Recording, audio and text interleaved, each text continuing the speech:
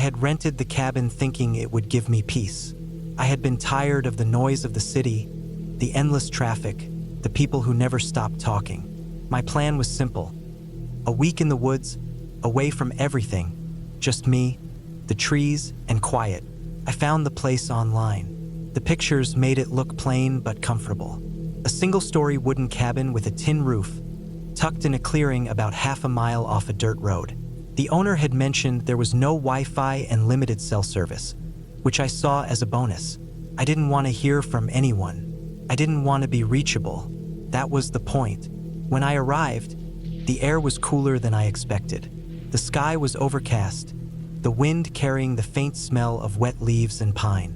The cabin sat with its back to a dense stretch of trees, the clearing around it uneven and littered with twigs and damp grass. There was a small porch with 2 wooden chairs, one missing a slat in the seat. The front door was heavier than it looked, and it opened with the sound of wood rubbing against wood. Inside, the air smelled faintly of dust and old smoke. The layout was simple. A small kitchen to the left, a sitting area with a couch and a low coffee table, a short hallway leading to a bedroom and bathroom. The only source of heat was a black wood stove in the corner. The first day was uneventful. I unpacked slowly, set my food in the small fridge, and stacked some logs by the stove. The stillness outside was almost unnatural at first, but I forced myself to enjoy it. No engines, no voices, just the occasional sigh of wind through the trees. By nightfall, the clouds had thickened, and it felt darker than it should have for that hour. I lit a couple of candles along with the lantern I'd brought. The shadows stretched oddly against the wooden walls, but I tried to ignore it. I fell asleep on the couch without meaning to, the fire crackling low in the stove. The second day, I went for a walk along a narrow path that started behind the cabin. It wound through the trees, the ground soft with damp soil and layers of leaves. I didn't see any animals except for a single crow that followed me for a short while, landing ahead of me each time I approached. The silence was heavier in the woods, the kind where even your own footsteps seemed too loud. When I got back to the cabin, I noticed something I hadn't the day before. A patch of flattened grass near the tree-line about 20 yards from the back of the cabin. It wasn't just trampled. It looked like something had been sitting or lying there. Maybe a deer, I thought. Still, I found myself looking over my shoulder more than usual as the day went on. By the third day, I'd settled into a routine. Wake up late, eat slowly, take a walk, then spend the afternoon reading or writing. But that morning I noticed something else. The flattened patch of grass was larger, and it looked fresher. It wasn't just the grass. The soil underneath looked disturbed, like something had shifted its weight there. I didn't like it, but I also didn't want to admit that it bothered me. I told myself it was nothing. Animals rest in the same spots all the time. That night, though, when I stepped outside to get more firewood, I thought I heard something move in the trees.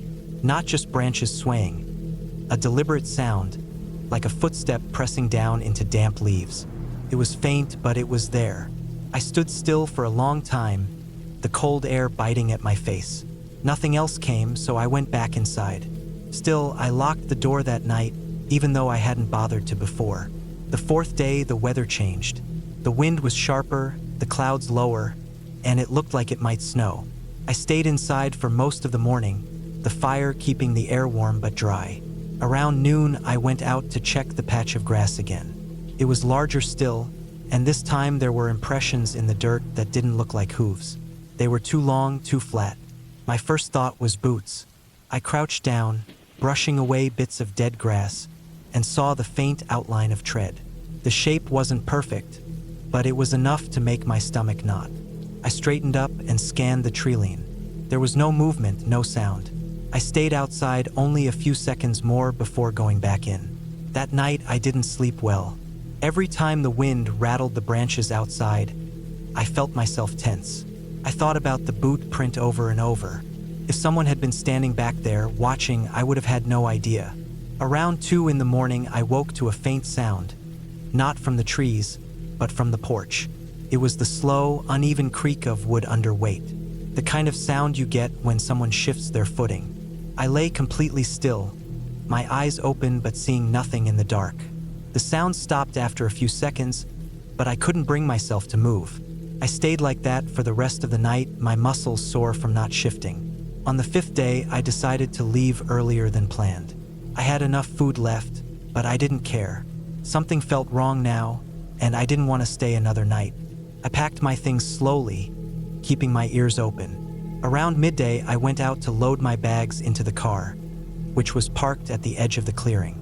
As I stepped off the porch, I glanced toward the patch of grass. This time there was no grass, just a darker oval of dirt, fresh and damp, as if something heavy had been there during the night. On the far edge of it, near the trees, there were more boot prints. This time they were clearer. They led into the woods, the distance between each step long and deliberate. I carried my bags to the car in 2 trips. On the second trip, I noticed something else. The chair on the porch, the one with the missing slat, had been moved. It was turned slightly toward the cabin door, angled in a way I knew I hadn't left it. I didn't stop moving, didn't even want to think about what that meant. I got in the car, started it, and didn't look back as I drove down the dirt road. My eyes stayed on the mirrors more than the road ahead until I hit the main highway. Later, at home, I tried to reason through it. Maybe it had been a hunter, or someone from farther down the road who'd wandered too close. Maybe they thought the cabin was empty. But the more I thought about the deliberate way the patch had grown, the boots in the dirt, the sound on the porch, the more I knew it hadn't been random. Someone had been there. Someone had been watching. And the worst part was, I had no idea how long they'd been doing it before I even noticed.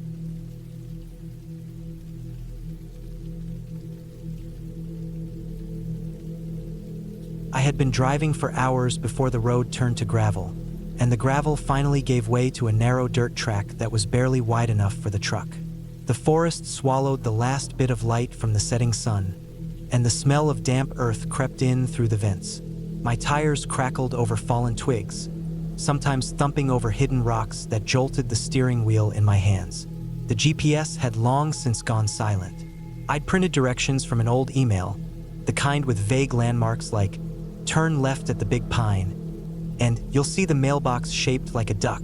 I kept scanning for them, knowing full well that if I missed one, I'd have to backtrack in the dark. The cabin came into view just as the last streaks of gold in the sky faded to gray.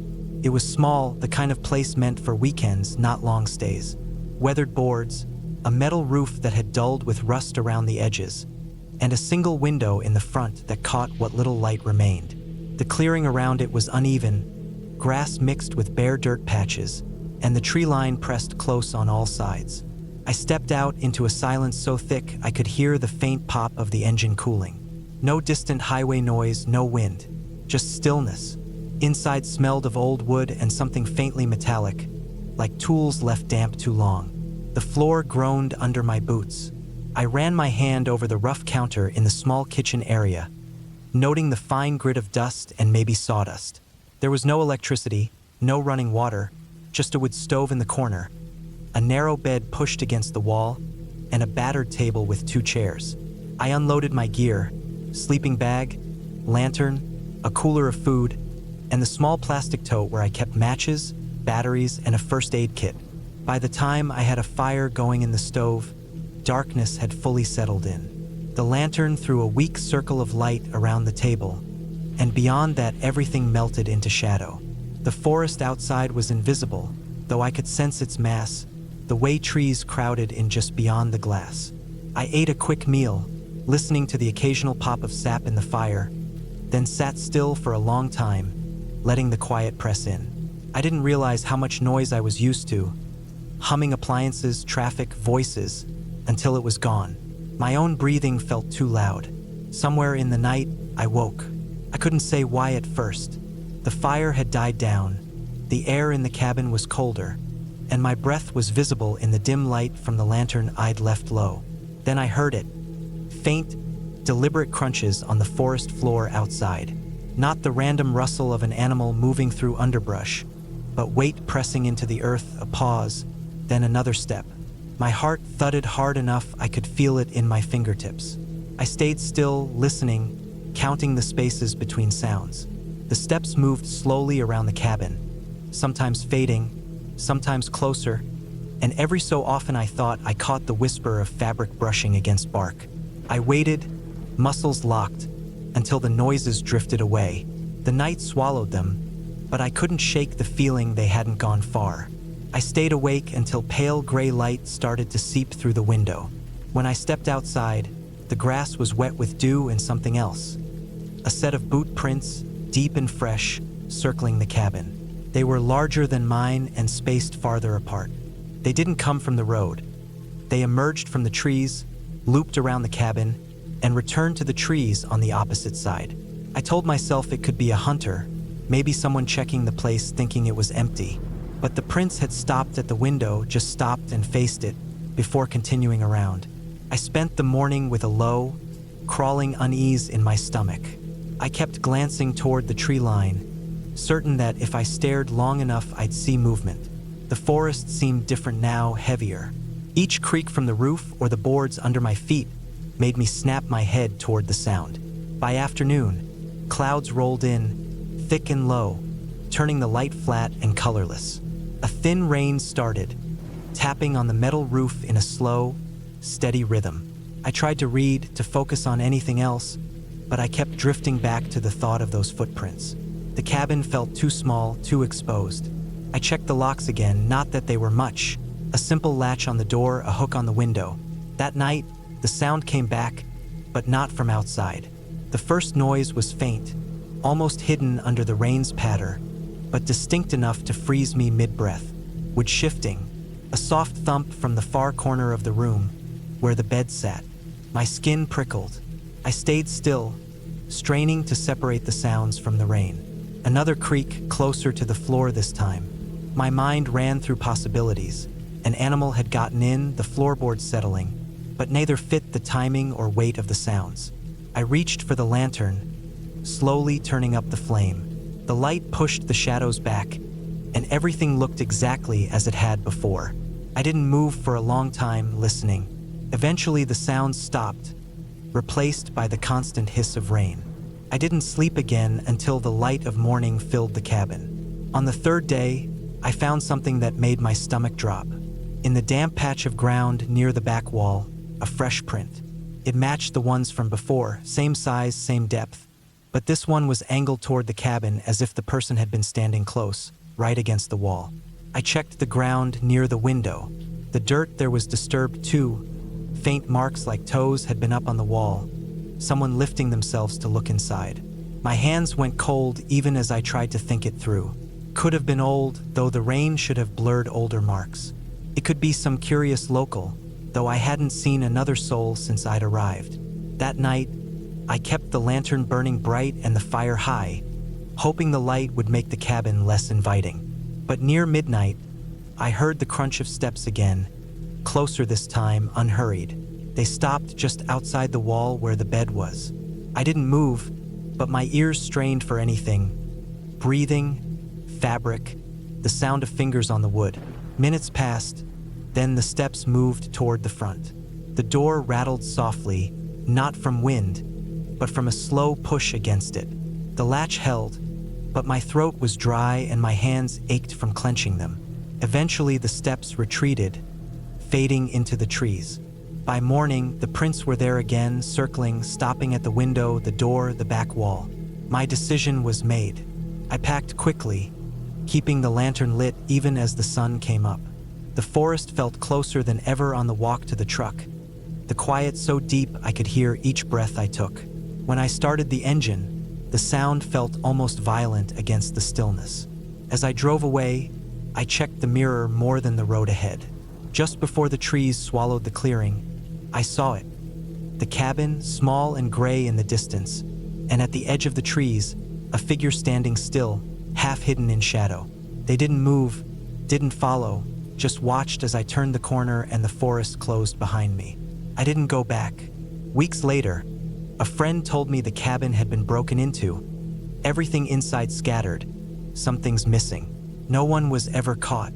But even now, I can still remember the sound of those steps circling in the dark, and the way the figure stood at the tree line, not chasing, just watching, as if they knew I'd remember them for the rest of my life.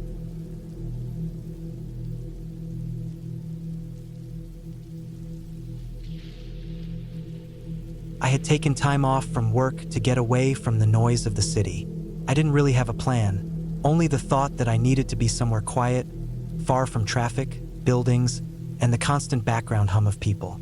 A friend of mine had told me about an old cabin in the hills that his uncle used to own. It hadn't been used in years, but it was still standing. The place was small, one room with a wood stove, a bed, and a table. There was no electricity, no running water, just a hand pump for well water about 20 feet from the door. It was the kind of place you could only get to by driving along a dirt road and then hiking a short trail. I decided to go for a week. I packed simple supplies: canned food, rice, oats, instant coffee, a couple of large water containers, a sleeping bag, a flashlight, a folding knife, a hatchet, and a few other basics. I figured if I needed firewood, I could chop some. I took an old backpack to carry what I needed and loaded the heavier stuff into my car. The weather report said the week would be mild, but in the hills it was hard to predict. Nights could still be cold even in late summer. The drive out there was long. The paved road gave way to gravel, then to dirt winding through thick pine forest. My phone lost signal about halfway there. I had directions scribbled on a piece of paper because GPS wasn't going to help. Eventually, I reached the point where I had to park. The trail to the cabin was about a quarter-mile uphill. I had to make 2 trips to carry everything from the car.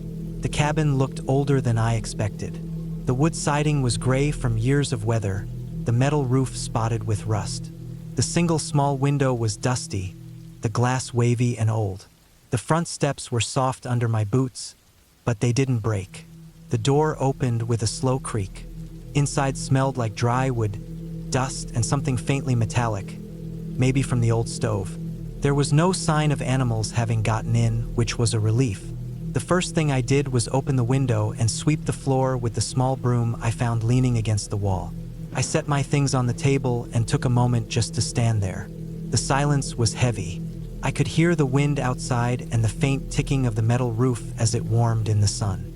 I unpacked slowly, making small piles for food, cooking, and sleeping.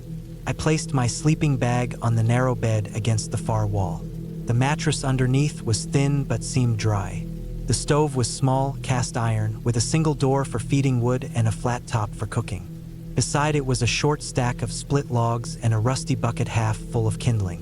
When I stepped outside to pump water, the first thing I noticed was how alone I felt. The trees pressed in on all sides, the trail I had walked up already partly hidden by the slope and brush. I pumped the handle until water sputtered out, cloudy at first, then clear. It was icy cold. I filled a pot and carried it inside. The first night was calm. I cooked rice and canned beans on the stove, the small flames making the cabin warm. I sat at the table with the window open a crack and ate while watching the light fade outside. By the time I finished eating, it was almost dark. I had brought a battery lantern, which I set in the middle of the table. There's a kind of quiet in the hills that doesn't exist anywhere else. It's not just the absence of people. It's the stillness of air, the way sound doesn't travel far. That night, I lay in bed and listened. At first, it was only wind in the trees. Then I heard something else, a dull thump, far off, like something heavy landing on the ground. I told myself it was just a branch falling. But then there was another sound, a faint crunch, like something moving through leaves. It was too far to be close to the cabin. I stayed still, listening.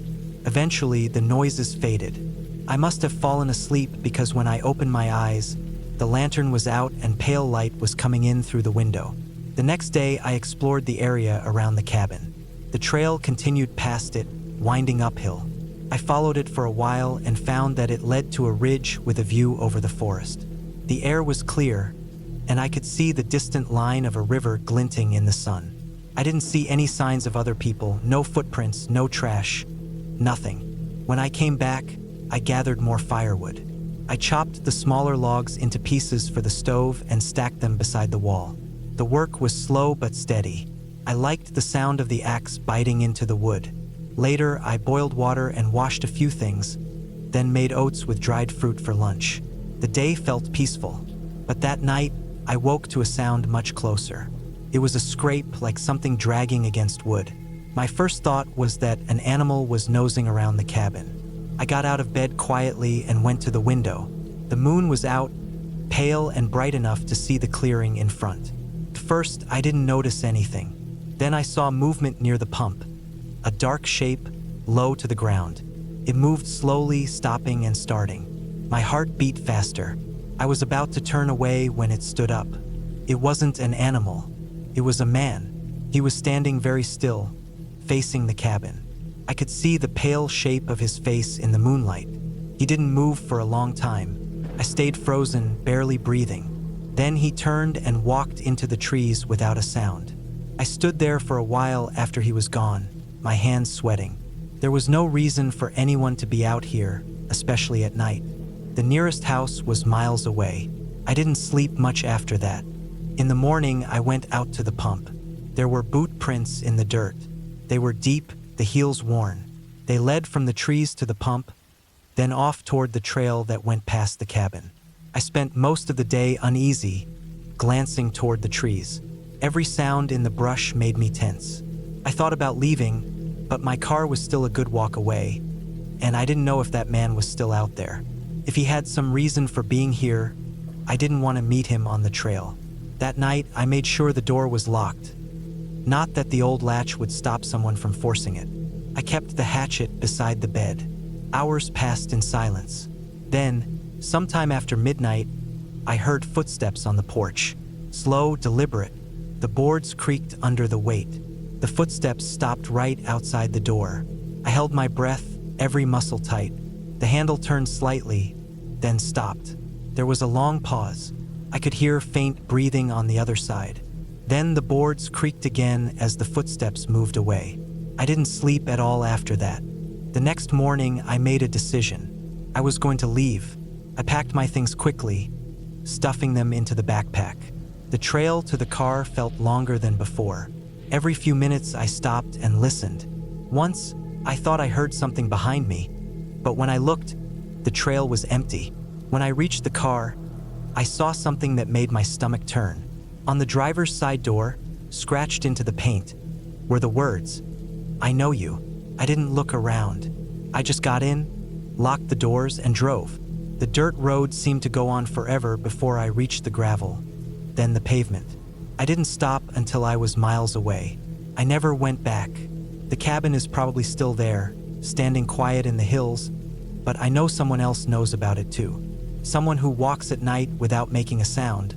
Someone who came right up to the door and tried the handle. I don't know why he was there or how he found me, but I know one thing. The hills aren't as empty as they seem.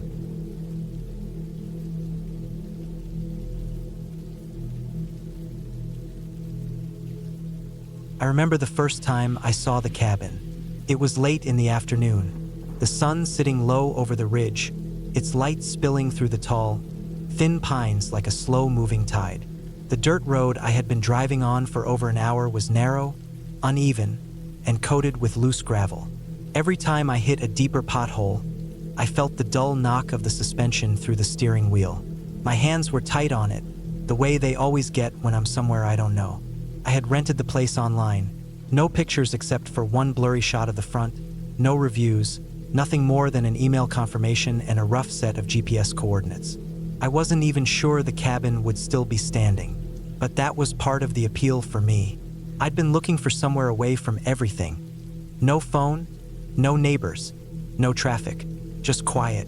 The road dropped into a shallow dip, and I had to slow almost to a crawl to get through a patch where runoff had carved deep channels into the dirt.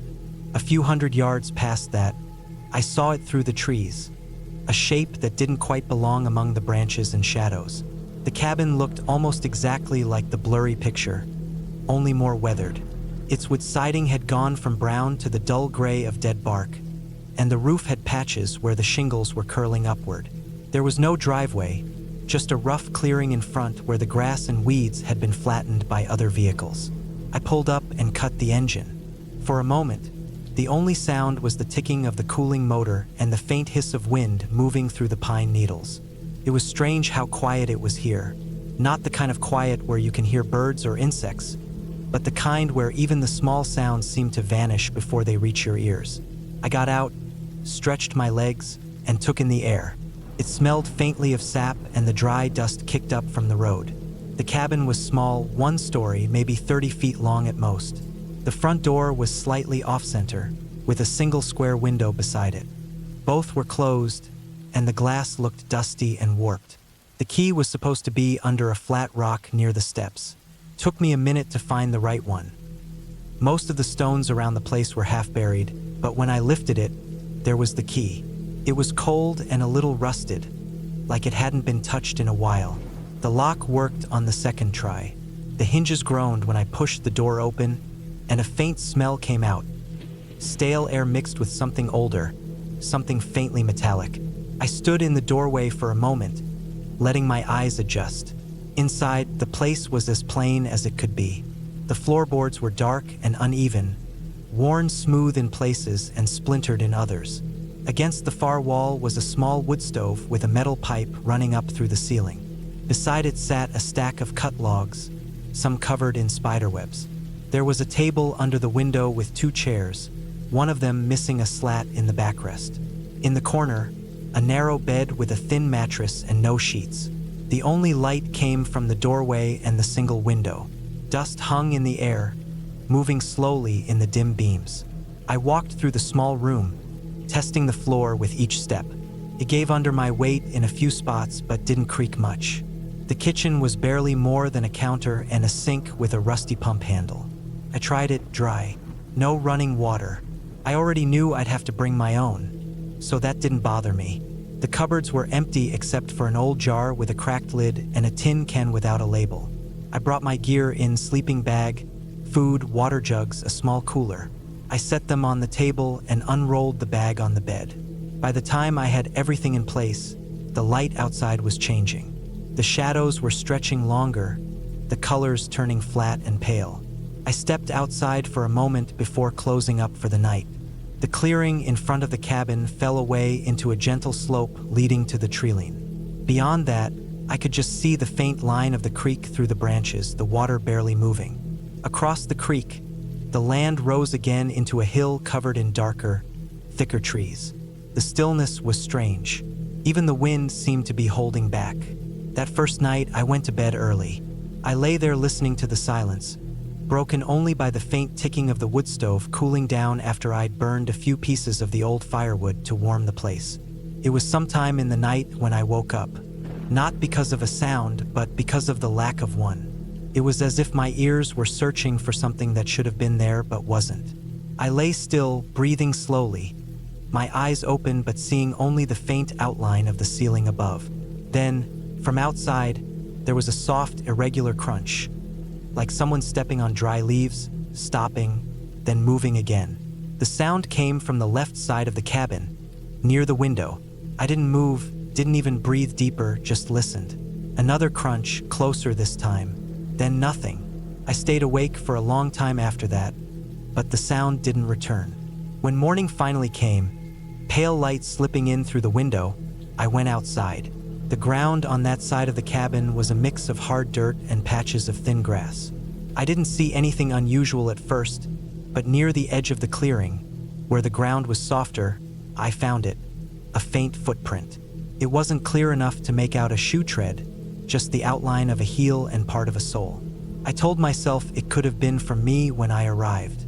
Maybe I'd walked there without remembering. Still, I felt a weight in my stomach that didn't go away.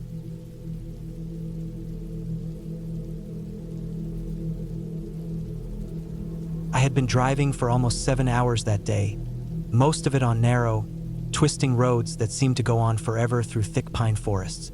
My plan had been to reach a small wooden cabin that I had rented online for a week of isolation. I needed the quiet.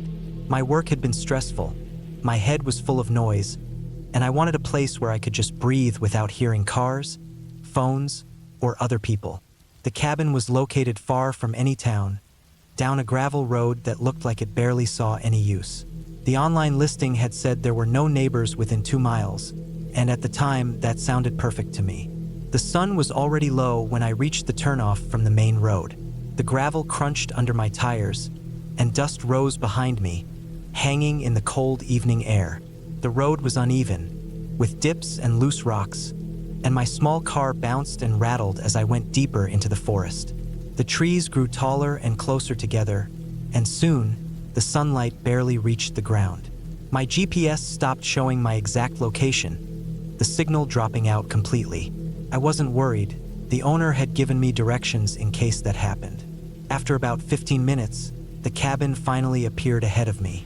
It was small, single-story, made from old wood that had gone dark with age. The roof was metal, and there was a small porch out front with 2 steps leading up to it. The area around it was mostly clear of trees, but beyond that, the forest started again, thick and endless. There was no other building in sight. I parked to the side and shut off the engine. The sudden silence felt heavy. No traffic. No hum of electricity from nearby houses. Just the wind through the trees and the occasional creak of wood from the cabin as it cooled in the evening air. I unlocked the front door and stepped inside.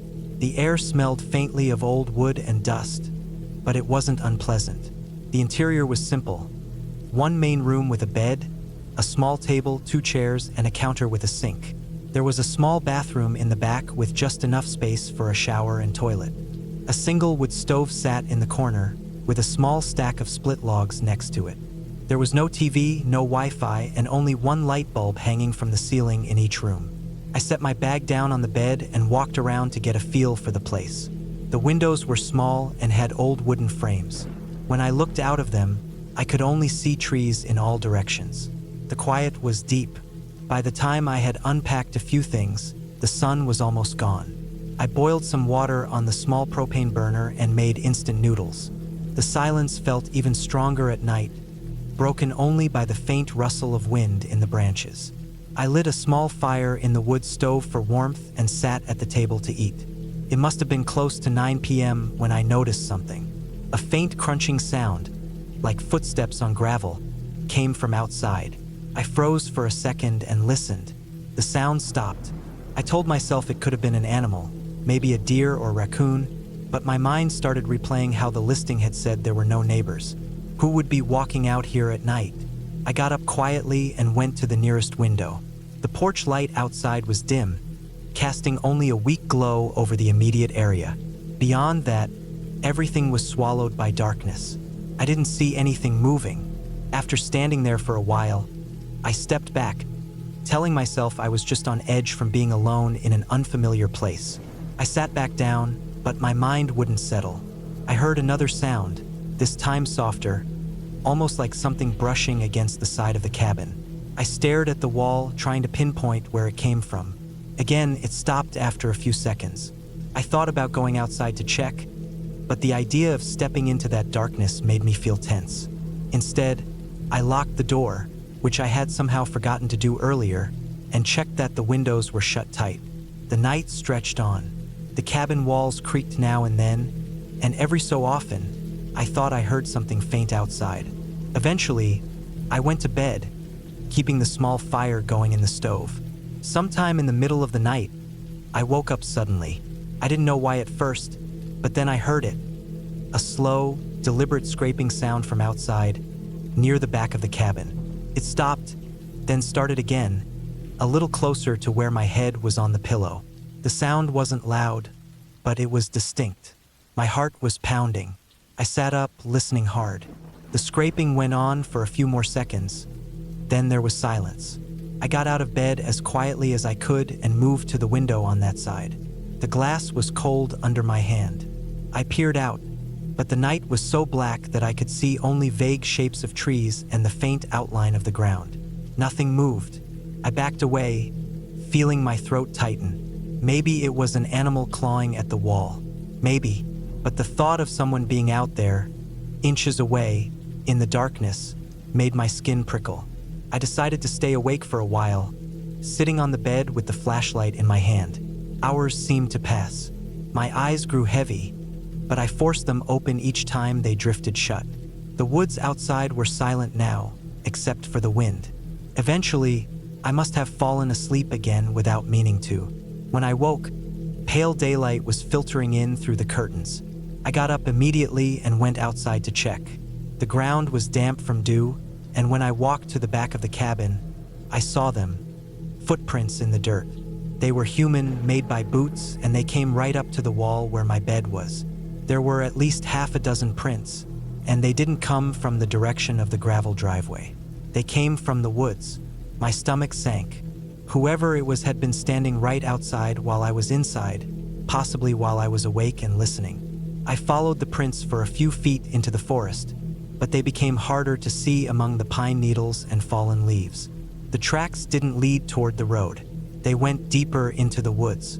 I went back inside and locked the door, feeling my hands shake a little. I kept thinking about how far this cabin was from anyone. If something happened, it wasn't like I could yell for help. There was no phone signal. I could leave, but the thought of packing and driving back out through those miles of rough road made me hesitate. It was morning, and daylight made me feel a little safer. I told myself I'd keep watch and see if anything else happened. That day, I stayed close to the cabin. I didn't go for any walks like I had planned. Every time I stepped outside, I looked toward the trees, half expecting to see someone watching me. The hours dragged by slowly. I tried reading, cooking, anything to distract myself, but I kept glancing at the windows. When night came again, the tension in my body grew. I lit the stove, sat at the table, and listened. For the first few hours, nothing happened. Then, just after midnight, I heard it again, the crunch of footsteps on dirt. This time they were slow, measured, and they came from the front near the porch. My breathing got shallow. The steps stopped, then resumed, circling the cabin. I stayed completely still, my ears straining. The sound moved toward the back, then paused. I imagined someone standing just outside in the darkness, listening the same way I was. I thought about shouting, making noise, but the idea that they might respond or come closer stopped me. After a few minutes, the sound faded. I waited another half hour before moving, but when I finally looked outside, there was nothing there. The next morning, more footprints. This time they were all around the cabin, not just in one place. They came from different directions, and again, none of them came from the road. I knew then that staying here wasn't worth it. I packed my bag, loaded the car, and took one last look at the cabin. The forest around it looked the same as it had when I arrived. Quiet, still, almost peaceful. But now it felt different. Every shadow between the trees seemed like it could be hiding someone. As I drove away down the gravel road, I kept checking my mirrors. The farther I got from the cabin, the lighter I felt, but a part of me stayed tense until I reached the main road. I never found out who it was or why they were there. Maybe it was just some hunter or hiker passing through. But the way the footprints had appeared both nights, circling in the dark, made me certain it wasn't random. Someone had been out there, watching the cabin, knowing I was inside and alone. And that was enough for me to know I'd never go back.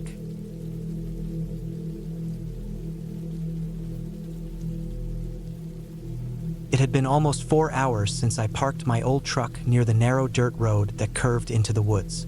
The cabin wasn't mine. It belonged to an old coworker who had moved out of state years ago. He had offered it to me whenever I needed to get away. I'd never taken him up on it until now. My head had been full for weeks. Work stress, sleepless nights, the constant pull of my phone, the same walls of my apartment pressing in on me. I wanted quiet, but not just quiet, *isolation star. The drive out was longer than I remembered from his stories. The pavement ended halfway in, replaced by a bumpy, rutted track with low-hanging branches scraping against my truck's roof. Every so often, a patch of grass grew thick in the middle of the track, slapping against the underside. The last hour had been nothing but trees, thin trunks with bare spots between them, pine needles, the smell of damp earth every time I cracked my window. When I finally saw the cabin, I almost drove past it. It sat low, blending in with the color of the bark around it. Weathered planks made up its sides, and the roof sagged just slightly in the middle. It wasn't abandoned, but it looked like no one had touched it in years. The air felt heavier here, not in a mystical way, just thicker, like the trees blocked the wind, trapping the stillness in place. I parked on the side where the ground looked firm enough not to sink my tires and took my duffel out of the passenger seat. My boots crunched on the patchy gravel as I walked up. The steps groaned when I put my weight on them, and when I opened the door, the smell hit me.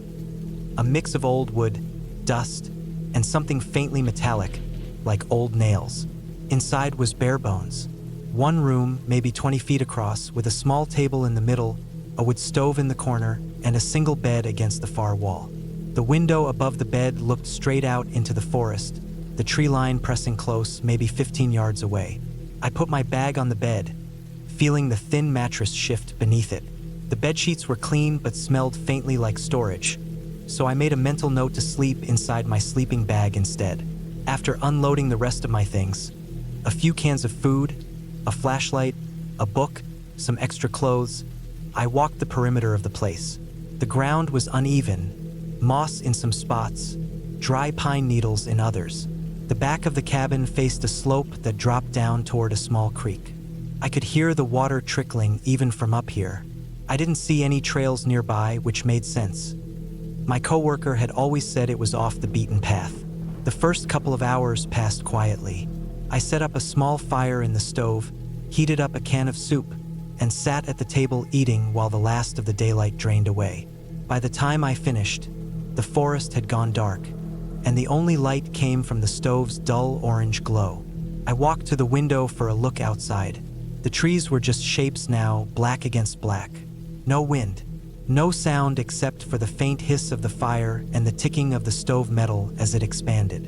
I'm not sure exactly when I noticed the feeling. It wasn't like something dramatic had changed, but there was a shift, a faint awareness that the darkness outside felt heavier than it should. My skin prickled, and I caught myself holding my breath without realizing it. I told myself it was just being in an unfamiliar place, but my eyes kept drifting to the window, looking for movement. Around 10, I decided to turn in. I left the fire low in the stove, zipped myself into my sleeping bag on top of the bed, and stared at the ceiling for a long time. The silence pressed down. In the city, even at night, there's always a hum. A car in the distance, someone walking upstairs, a faint siren. Here, there was nothing. It was the kind of silence that makes you hear your own heartbeat. At some point, I must have dozed off. I woke to a sound I couldn't place right away. It was faint, irregular, like something brushing lightly against the outer wall of the cabin. I stayed still, listening. It wasn't a steady scrape, more like short, soft contacts in different spots. My mind tried to put it into something normal, branches shifting in a breeze, maybe, but there was no wind. The air was still. I reached for my flashlight, careful not to make the bed creak. When I clicked it on, the beam lit up the wood wall across from me, plain and empty. I debated getting up to look out the window, but I hesitated. Part of me didn't want to see. The brushing sound had stopped, replaced by the faintest crunch of ground under weight. The cabin floor was cold under my socks when I finally stood. I moved slowly, the flashlight's beam jittering on the wood as my hand shook just a little. When I reached the window, I kept the light low, angled so I wouldn't blind myself with the reflection. I let my eyes adjust, scanning the dark outside. First, nothing, just shapes of trees. Then I saw it, a darker shape near the edge of the trees, lower than the branches but taller than a person crouching. I couldn't tell what it was. My light was too weak to reach that far. I thought about opening the door to shine the beam directly, but something in me resisted. Instead, I stepped back from the window, turned off the flashlight, and stood in the dark, listening. The shape didn't move, or maybe it did and I just couldn't tell. After a few minutes of nothing, I climbed back into the sleeping bag, but sleep didn't come easy. Every time I drifted close, some faint shift in sound pulled me back awake. The soft pop of the stove metal cooling, a crack of wood outside, the creak of the cabin settling. When morning came, the light through the window felt like a relief. I got up quickly and went outside. The air was cold and smelled sharp, like wet pine. I walked toward the tree line where I'd seen the shape. The ground there was soft and I saw it right away. Prints. Not boots, not shoes, not even barefoot. They were paw prints, large ones, spaced wide apart like whatever made them had a long stride. I didn't recognize the pattern exactly, but they weren't fresh enough to tell if it had been last night or earlier. I spent the day trying to push it out of my head. I walked along the creek, collected more wood, read my book, anything to keep busy. But every time I glanced at the tree line, I caught myself imagining something just inside, waiting. By evening, the feeling was back. That sense of being watched, though I never caught any movement. That night, it came closer. I woke to the sound of footsteps, slow and deliberate, circling. The cabin was small enough that I could hear them clearly moving from one side to the other. The steps would stop, and there'd be silence so deep it made my chest feel tight. Then they'd start again in a different spot. I stayed still, gripping the flashlight but not turning it on. My mind kept trying to make sense of it. An animal, sure, but what kind moves like it's thinking about where to step? What pauses for minutes at a time? When the steps stopped completely, I realized my heart was pounding so loud I could hear it in my ears. I didn't move until the gray light of morning came through the window. This time, when I went outside, the ground told me more. The prints were back, fresher now, and circling the cabin in an uneven loop. They were definitely from something large. The pads were wide, the claws long. The biggest print was almost the size of my open hand. That day, I kept the fire going even though it was warmer, telling myself it was just for comfort. I gathered my gear, ready in case I decided to leave early. But a strange stubbornness set in too. This was supposed to be a break, a reset.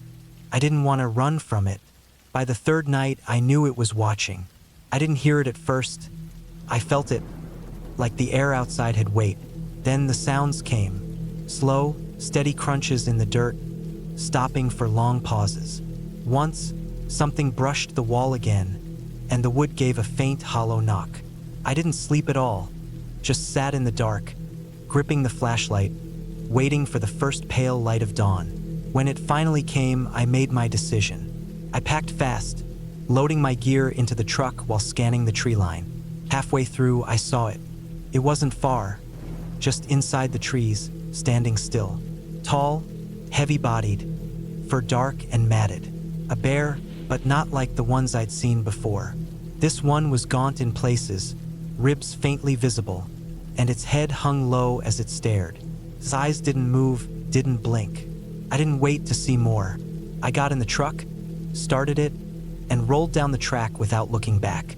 The trees closed in behind me, and the cabin disappeared from view. Hours later, back on the paved road, the air felt lighter, but I kept checking the rearview mirror, half expecting to see that shape stepping out from the trees again. I knew I wouldn't go back. The cabin could sit there until it rotted. I'd never spend another night with that tree line pressed so close. I'd gone looking for quiet. I found it, but quiet wasn't always peace. Sometimes it was something waiting, patient, just beyond the edge of the light.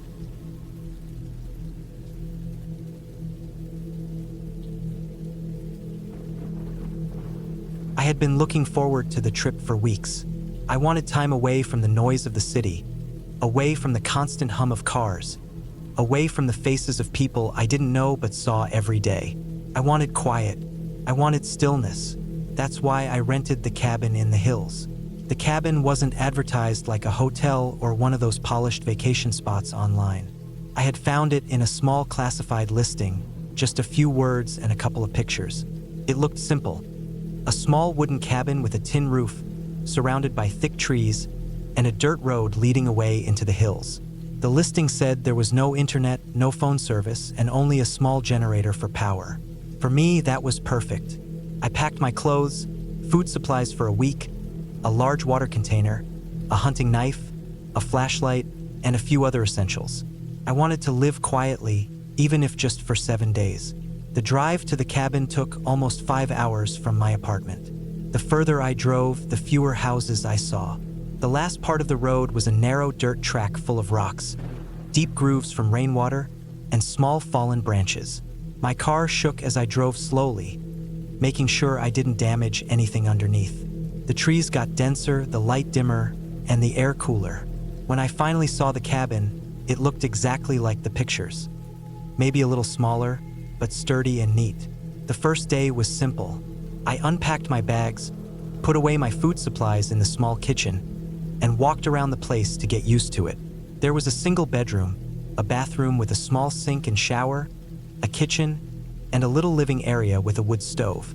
The windows were small but clean. Outside, the forest spread out in every direction, quiet except for the sound of leaves moving in the wind and the occasional call of a bird far away. That night, I slept well. The air was cold and fresh. I woke up with the sound of sunlight coming through the trees, and for a moment, I felt like I could stay there forever. On the second day, I decided to explore further. I walked for about an hour into the woods, marking trees with a small piece of bright orange tape so I could find my way back. The ground was uneven, full of roots and soft patches of soil. I saw deer tracks in the mud, heard the distant rush of a creek, and once, I caught a glimpse of a fox slipping between the trees. I didn't bring my phone because there was no signal anyway, but I had my compass and a small backpack with snacks and water. When I returned, I felt tired but happy. I made a simple dinner, watched the sun go down through the trees, and listened to the forest at night. That's when I noticed the first thing that felt slightly off. The forest was never completely silent at night. Even if it was dark, there was always some sound. Insects, distant owls, wind through branches. But around 9 that night, it got completely quiet for almost a full minute. I sat there, listening, and it felt strange. Then the normal sounds slowly returned. I brushed it off, thinking maybe I was just overthinking. The next day, I woke early and decided to chop some wood for the stove. The cabin had a small shed with an axe and some stacked logs, but I wanted extra. I worked for about 2 hours, sweating under the cold morning air, until I had a neat pile. Around midday, I walked to the creek I had heard earlier. The water was clear and cold, running over smooth stones. I filled a small bottle, drank, and sat on a large rock to rest. It was peaceful, but I kept feeling like something was nearby. The forest wasn't dangerous in the same way as deep wilderness, but there were still animals, coyotes, maybe bears. I told myself to stay alert. I headed back before the sun got low, making sure I was always near my orange tape markers. That night, the strange silence happened again. This time, it lasted longer, maybe 2 minutes. I was standing by the window when it happened, and I felt the hair on my neck rise. It was like the whole forest was holding its breath. I stood there, staring into the dark trees, and for a second I thought I saw movement far away, something pale between the trunks. But I blinked and it was gone. On the 4th day, I went for another hike but stayed closer to the cabin. I didn't want to risk getting lost. I found old fence posts half covered by moss, maybe from a farm that used to be there years ago. I also found an old metal bucket and some rusty tools. The ground was damp and soft, and in some places it smelled faintly of rot. When I got back, I decided to keep the front door locked even during the day. There was no reason not to. I was alone out there. The sun went down, and I sat reading one of the books I had brought. That's when I heard it. A slow, heavy crunching sound outside, like footsteps on dry leaves. I froze, listening. The sound moved slowly around one side of the cabin, stopped, then started again on the other side. I didn't move. My mind went through possibilities, maybe a deer, maybe a bear. But the steps were too slow, not like an animal walking naturally. I waited. The sound stopped completely. The forest was quiet again. I didn't sleep much that night. The next morning, I went outside and checked the ground around the cabin. In the dirt, just beyond the small patch of grass, I saw prints. They weren't clear shoe prints, but the shape looked human, with a heel and a front. The soil was soft enough to take an impression, and they led off toward the trees. My stomach felt tight. I hadn't seen anyone since I arrived. There shouldn't be anyone here. I told myself it could be from before I arrived, maybe the person who owned the cabin. But something about the way the prints were fresh made me uneasy. That evening, I decided to keep the generator off. The cabin had enough windows to let in light during the day, and at night, I could use my flashlight if needed. I thought maybe if someone was wandering out there, they wouldn't notice me as easily in the dark. Around midnight, I woke up to a faint metallic sound. It was like something brushing against the shed outside. I lay still, listening. The sound happened again, followed by another crunch of leaves. My breathing felt loud in the quiet. I reached for my flashlight but didn't turn it on. I didn't go outside. I stayed in bed, every muscle tense, until the sounds faded. By the 6th day, I was ready to leave. My plan had been to stay a full week, but the feeling of being watched was getting worse. I started packing early, wanting to be ready to go at first light. That night, the quiet came again, longer than before. I stood in the kitchen, looking out into the black shapes of the trees, and my eyes caught something. A figure, far back, almost blending with the darkness. It was standing still, facing the cabin. I didn't move. My chest felt tight, and my hands were cold. I backed away from the window slowly, went to the bedroom, and waited with the door locked. I heard nothing for hours. When the sun finally came, I loaded my car as quickly as I could. I didn't bother with the wood I had chopped or some of the supplies I had brought. I just wanted to be gone. The drive back down the dirt road felt longer than it should have. Every bend made me feel like something might be following. When I finally hit the main road and saw the first house in miles, I felt like I could breathe again. I never found out who it was. When I later told the owner of the cabin I had to leave early, I didn't give details, but I knew what I had seen. Someone had been out there, in the woods, watching me for days. They never came closer, never tried to speak, but they didn't have to. They had been there, quiet, waiting. That cabin is probably still out there, standing in the same place, surrounded by the same trees. But I know I'll never go back.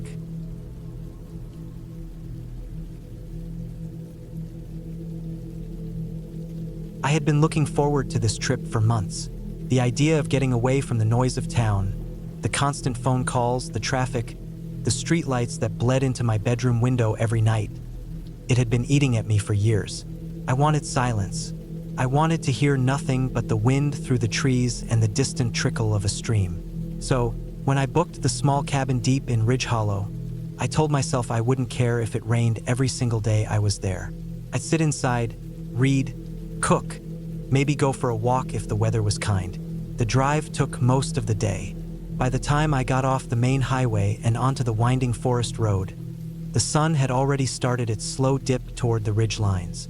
The last 20 miles were all dirt road, narrow, with tall pines leaning over both sides, their upper branches tangling together so thick that the sunlight only came through in patches. My tires threw up dust that floated in the low light like smoke. I remember rolling the window down just to breathe in that damp pine scent. When I reached the cabin, it was exactly as described. Small, single-story, built of weathered logs, with a tin roof that looked old but sturdy.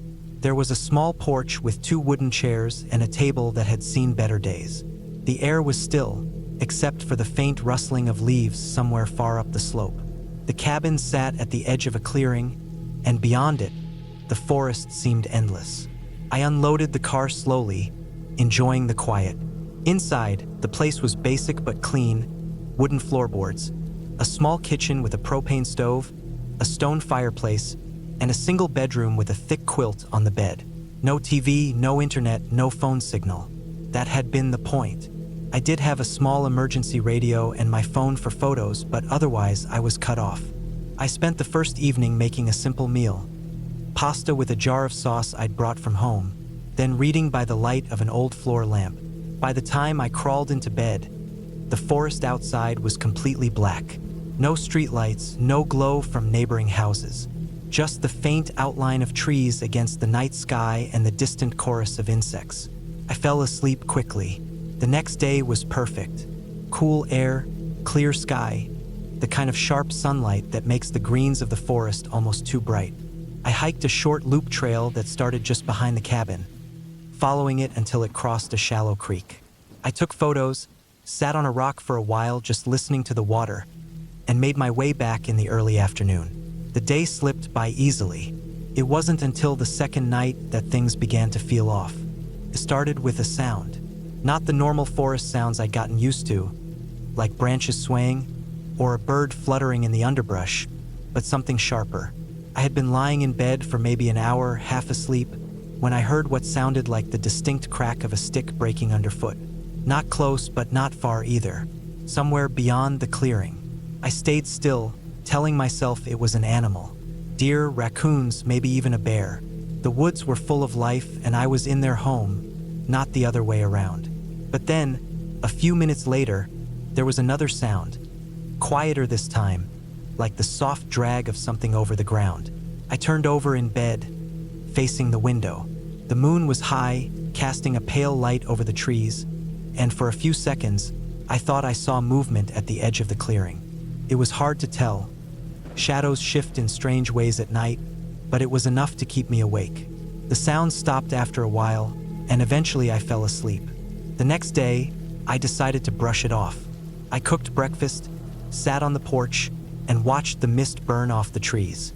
But I couldn't quite shake the unease. Every now and then, I'd catch myself glancing toward the treeline. That afternoon, I walked to the edge of the clearing where I thought I'd seen the movement the night before. The ground there was uneven, with patches of moss and fallen leaves. But as I looked closer, I noticed something. Muddy impressions in the soil. Not boots exactly, but too large and defined to be any animal I knew. The heel marks were deep. Whoever or whatever had made them had been heavy. I followed the prints for a short distance into the trees before losing them in the undergrowth. My first thought was that maybe a hunter had passed through, but I hadn't heard any gunshots, and this was supposed to be private property. By the time evening came, I was restless. I kept thinking about the prints. I locked the cabin door, something I hadn't bothered to do the first night, and kept the curtains drawn. I told myself it was nothing, just some local out for a walk. That night, the noises returned. It was almost midnight when I heard it again. The sharp crack of a branch, then slow, deliberate steps in the brush. This time, they were closer. I sat up in bed, my heart pounding, and strained to hear through the silence between each step. Whoever it was seemed to be circling the clearing, moving slowly. I stayed perfectly still, barely breathing. The steps would come, then stop, then start again from a slightly different angle. At one point, there was a faint metallic sound, like something brushing against metal. I thought of my car parked out front. I wanted to get up, to look through the window, but I was afraid that if someone was out there, they'd see me. So I stayed put. Eventually, after what felt like hours, the sounds faded. In the morning, I checked outside. The car was fine, but in the dirt near the porch steps, there were more prints. This time they were clear boot prints, sizable with a distinct tread, and they were fresh. I didn't know what to do. The cabin had no phone service. The nearest ranger station was probably an hour's drive away. I could leave, but part of me wanted to believe I was overreacting. The fourth night was worse. It started with scratching, faint at first, then more distinct. Not on the walls, but under the porch. Then heavy steps on the wooden boards outside. I was frozen in bed, listening, my mind racing through possibilities. The steps stopped right outside the front door. I heard the doorknob rattle, softly at first, then harder. I had locked it, but that didn't stop the slow, deliberate pressure. Someone was testing it. I got up quietly and grabbed the small hatchet I'd brought for chopping firewood. My hands were shaking. The knob rattled one more time, then nothing. Silence. I stayed awake the rest of the night, every muscle tense, waiting for another sound. It never came. When the sun came up, I made my decision. I was leaving. I didn't even eat breakfast. I packed everything into the car, did one last check inside, and locked the cabin behind me. But as I was pulling away, I saw something that made my stomach drop. At the edge of the clearing, near the trees, there was a pile of rocks, stacked deliberately, one on top of the other about 3 feet high. It hadn't been there before, and on the top rock, there was a single boot print, pressed deep into the dirt that covered it. I didn't stop to look closer. I drove, faster than I should have on that narrow road, until I hit the highway. Only when I saw other cars did I start to breathe normally again. Later, I told the rental company about what happened. They said they'd send someone to check, but their tone told me they didn't really believe me. I haven't been back to Ridge Hollow since.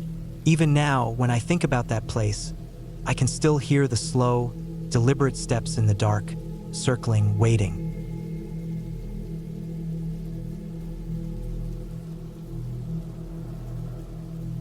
I drove up to the cabin on a Thursday morning in early October.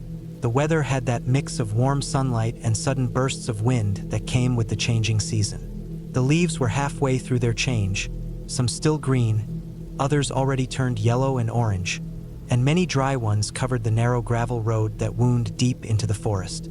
I had been there before, but never alone. It was an old hunting cabin owned by a friend's family, and I had always been there with other people for short weekends in the past. This time, I had arranged to borrow it for a full week, just to be by myself. I thought I'd use the time to do some writing, hike a little, and clear my head away from the noise of the city.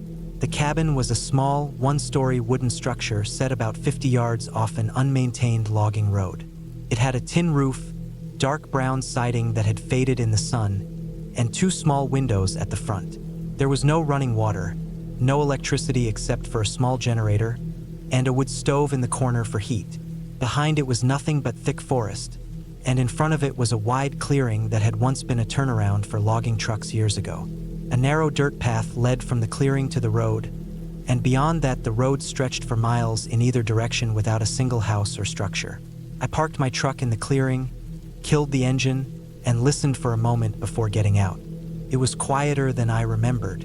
There were no cars, no planes overhead, no hum of distant machinery, only the faint rustle of leaves and an occasional creak of the trees swaying.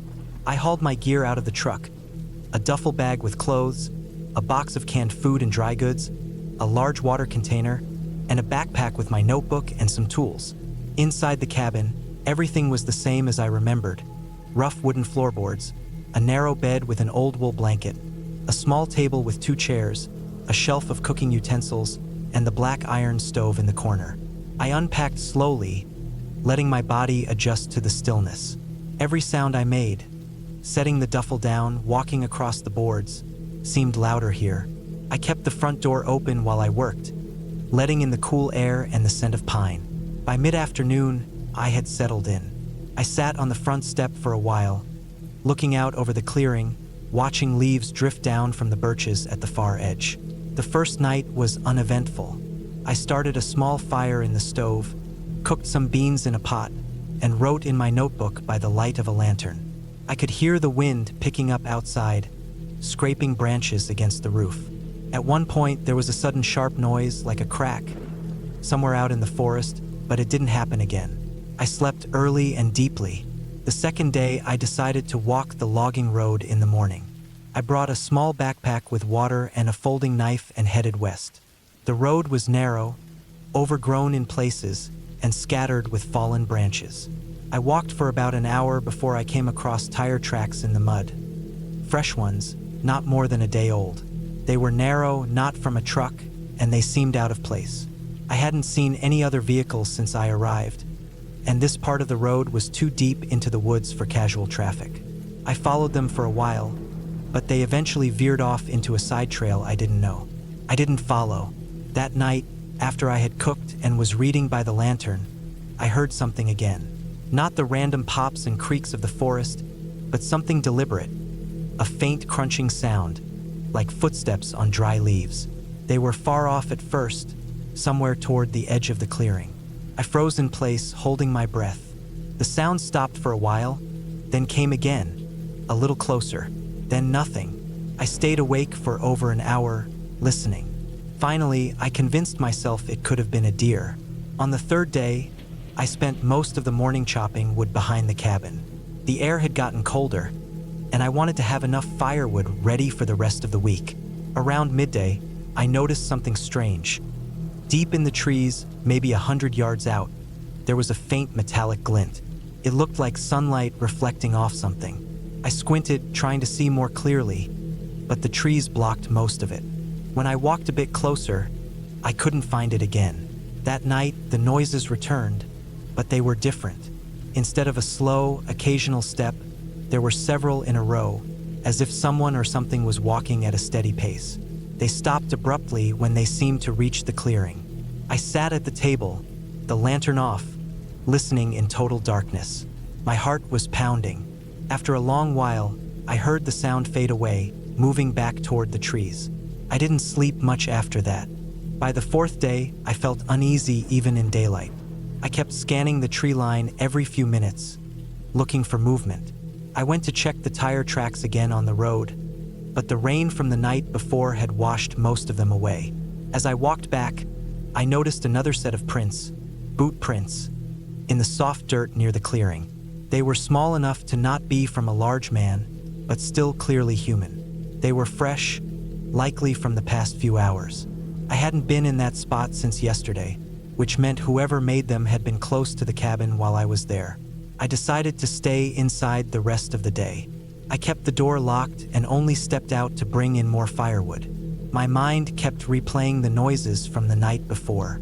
I wondered if someone was living out in the woods nearby. It wasn't impossible. There were stories of squatters or drifters using abandoned cabins in these forests. That night was the worst yet. I went to bed early, but woke around midnight to the faint sound of the door handle rattling. I froze. The sound stopped almost immediately.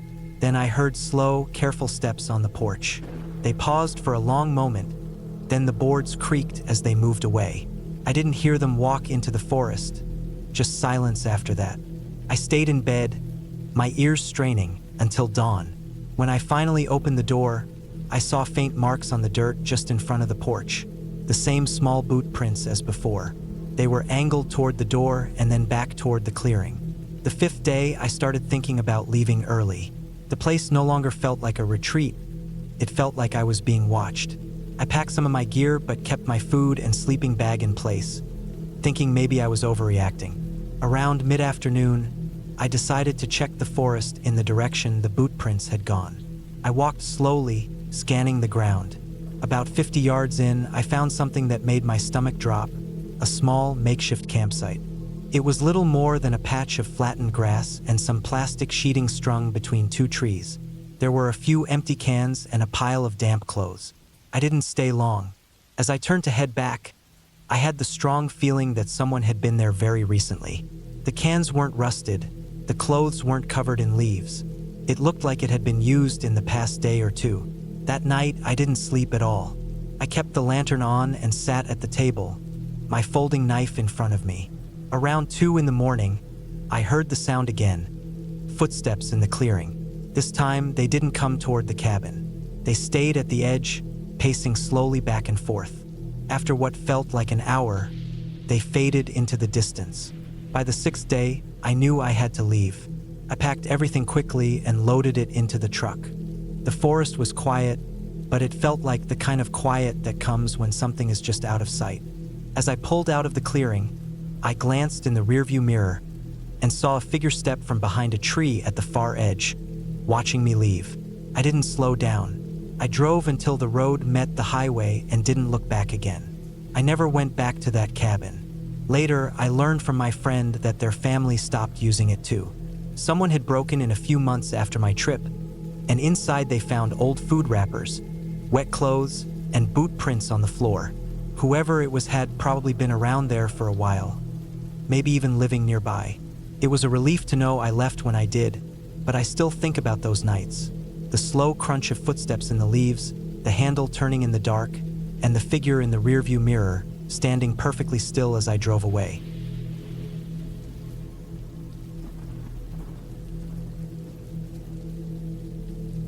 It was late in the afternoon when I pulled off the main road and onto the narrow dirt track that wound its way through the thick pine forest. The old cabin I had rented for a week wasn't on any GPS listing. The owner had emailed me a crude hand-drawn map with a few vague landmarks: a rusted gate, a collapsed shed, a fork in the road where the right path looked worse than the left, and that was all I had to work with. I wanted a week away from the noise of the city, somewhere quiet where I could write and think. I didn't realize then how much I would regret coming here. The track was barely wide enough for my small car, and the branches above made it feel like driving through a tunnel. Every so often, the undercarriage scraped over rocks jutting out from the soil. I slowed to a crawl as the sunlight dimmed, filtering through the dense canopy. The map said the cabin was about 6 miles from the main road, but those miles felt far longer. The air smelled heavy with sap and damp earth, and with each turn, the forest grew thicker. I passed the rusted gate, its hinges eaten away by orange corrosion, and then the collapsed shed, just a heap of rotting boards overgrown with moss. At the fork, I took the right path, the one that looked worse, exactly as the map instructed. By the time I reached the cabin, the light had faded to the dull orange of early evening. The place stood in a small clearing, surrounded on all sides by trees so tall they seemed to lean inward. The cabin was small, built of weathered logs with a tin roof streaked with rust. The porch sagged slightly on one side, and a single rocking chair sat crooked in the corner. There were no other buildings, no signs of neighbors, no sound except the occasional groan of the wind in the treetops. I shut off the engine and just sat there for a minute, looking at it. It felt wrong somehow, not haunted, not supernatural, just isolated in a way that made my stomach twist. Inside, the cabin was basic but clean. A single room served as kitchen, living space, and bedroom with a small bathroom in the back. The air was cool and smelled faintly of cedar. The furniture was old but sturdy. A heavy wooden table, a narrow bed with a faded quilt, a wood-burning stove in the corner. There was no electricity, only a few battery-powered lanterns left on the table, and a large stack of firewood beside the stove. I unpacked, lit a lantern, and ate a sandwich I'd brought. As the sun went down completely, the forest outside turned black, the kind of black that swallowed everything. No streetlights, no distant glow of a town, just pure darkness pressing against the windows. That first night, I lay in bed listening to the sounds outside. At first, it was the usual forest noises, crickets, the occasional hoot of an owl, the rustle of leaves in the wind. But sometime after midnight, I woke to a different sound. It was faint, but distinct, the crunch of footsteps on dry leaves. Not the random, scattered noise of an animal, but a slow, deliberate pace. I held my breath, listening. The sound moved around the side of the cabin, then stopped. I waited, muscles tight, but there was nothing more. After what felt like forever, I convinced myself it must have been a deer or maybe the wind shifting branches. Still, I didn't sleep much the rest of the night. The next morning, I walked around the cabin, looking for tracks. The ground was a mix of dirt and pine needles, making it hard to see anything clearly, but near the back wall, I found what looked like a partial footprint. The shape of a heel pressed into a patch of damp soil. It was too big to be mine. My skin prickled, but I told myself it could have been left days ago by the owner or some hiker passing through. Still, I couldn't shake the image of someone standing out there in the dark. I tried to focus on my reason for being here, writing. The day passed quietly.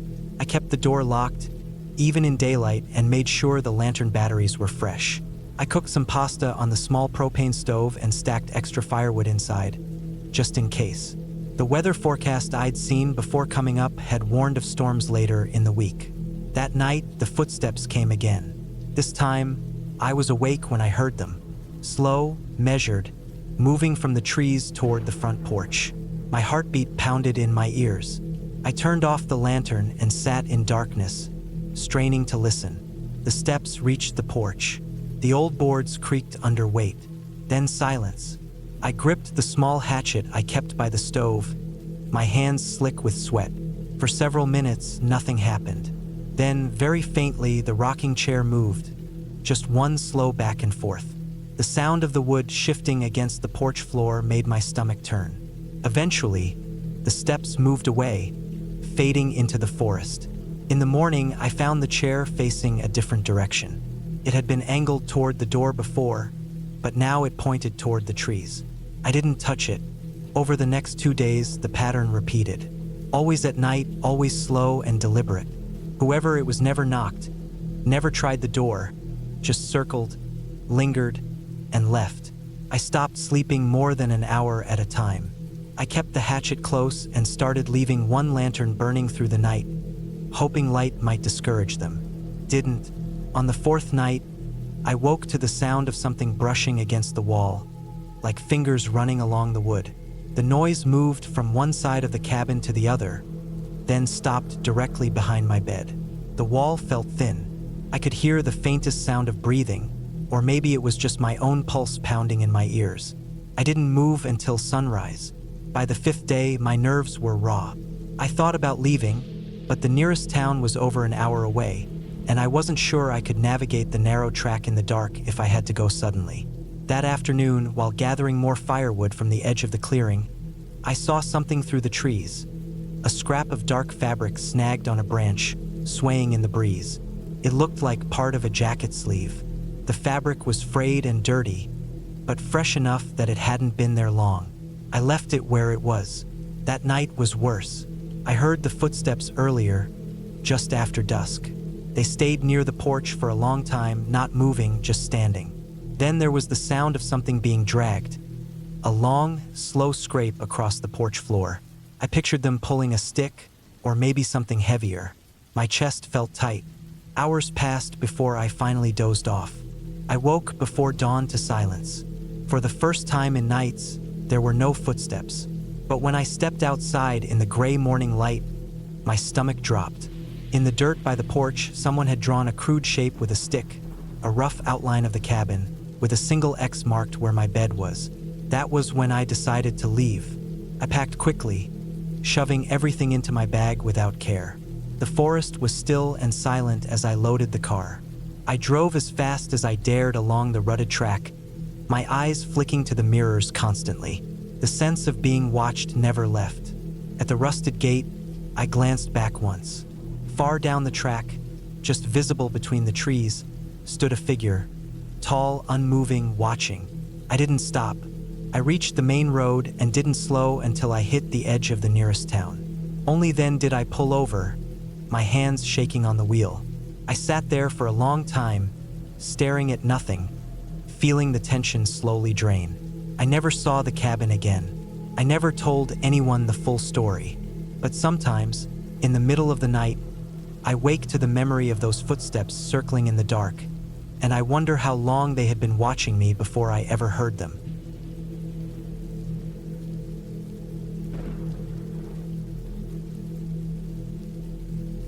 I had been looking for a quiet place to spend a week alone, away from noise, away from the constant hum of the city, away from people. It wasn't about relaxation, not exactly. I just wanted silence, the kind that presses in so hard you can hear your own heartbeat. That was how I found the cabin at Dry Creek Bend. It was late autumn when I went. The weather was already dipping into the cold side of the year, that strange in-between period where the trees are almost bare but the ground hasn't frozen yet. I had rented the cabin online. The listing showed a small, old wooden structure tucked between two tall pine ridges, about 4 miles from the nearest paved road. It was advertised as primitive, no running water, no electricity, no cell service. That was exactly what I wanted. The day I arrived, the sky was a dull, overcast gray, the kind of sky that doesn't move much. I had to park my car by a rusted gate where a narrow dirt path cut into the trees. The path wasn't a road anymore, just 2 deep ruts from old tires, filled with dead leaves and rainwater puddles.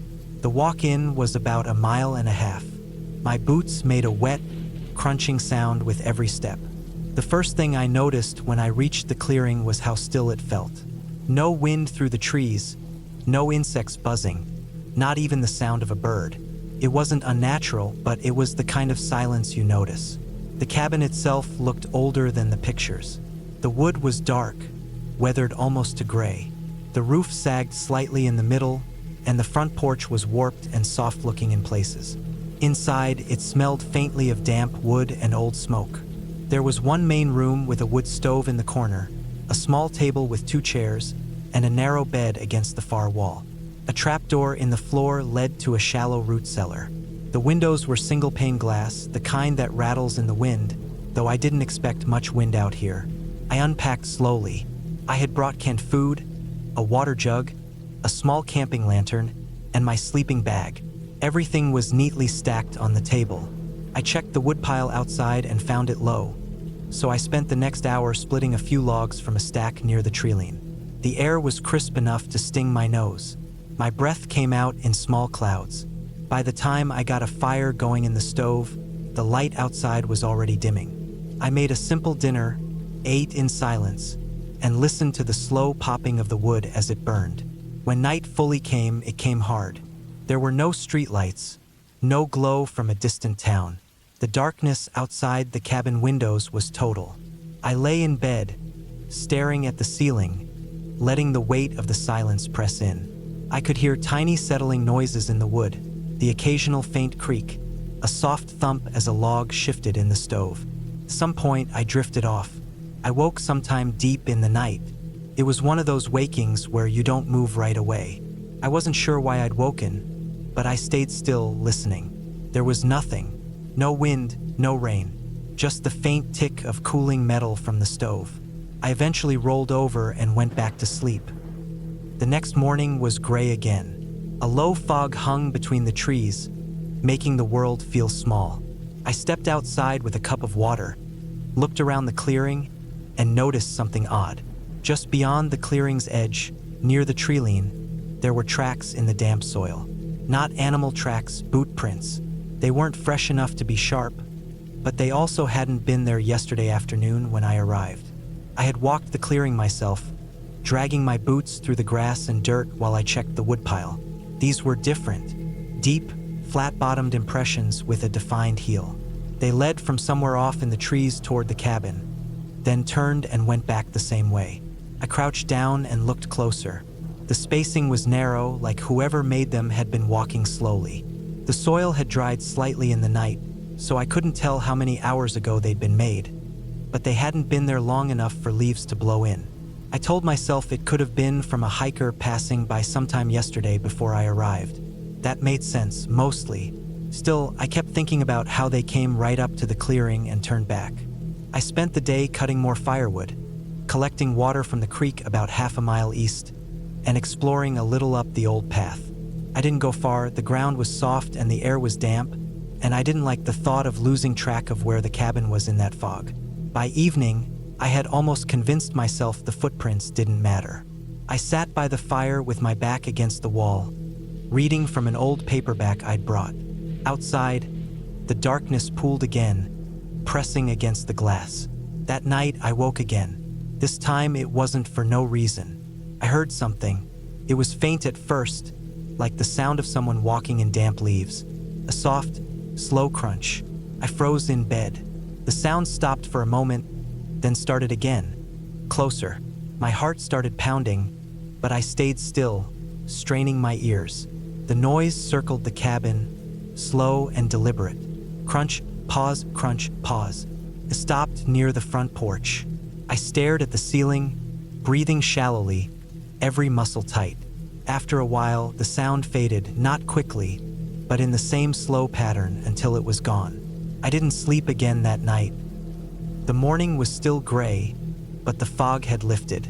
I stepped outside, half expecting to see more footprints, but the damp leaves made it hard to tell. I walked the edge of the clearing, scanning the ground, my eyes catching every disturbance in the soil. Near the back of the cabin, I found them, fresh prints, deeper this time and only a few feet from the wall. They led from the trees, circled the cabin, then went back into the woods. I stood there, following the line with my eyes, but they disappeared into a tangle of pine needles and dead grass not far into the treeline. I felt exposed standing there. My cabin, which yesterday had felt like a safe little island, now felt like a stage. I told myself it was probably just a hunter or someone from one of the other properties in the area, curious about who was staying here. But the deliberate circling in the night, that was harder to explain. The day dragged. I chopped wood again, not because I needed it, but because it gave me something to do. My mind kept drifting back to the sound of those slow footsteps in the dark. By late afternoon, I was already dreading nightfall.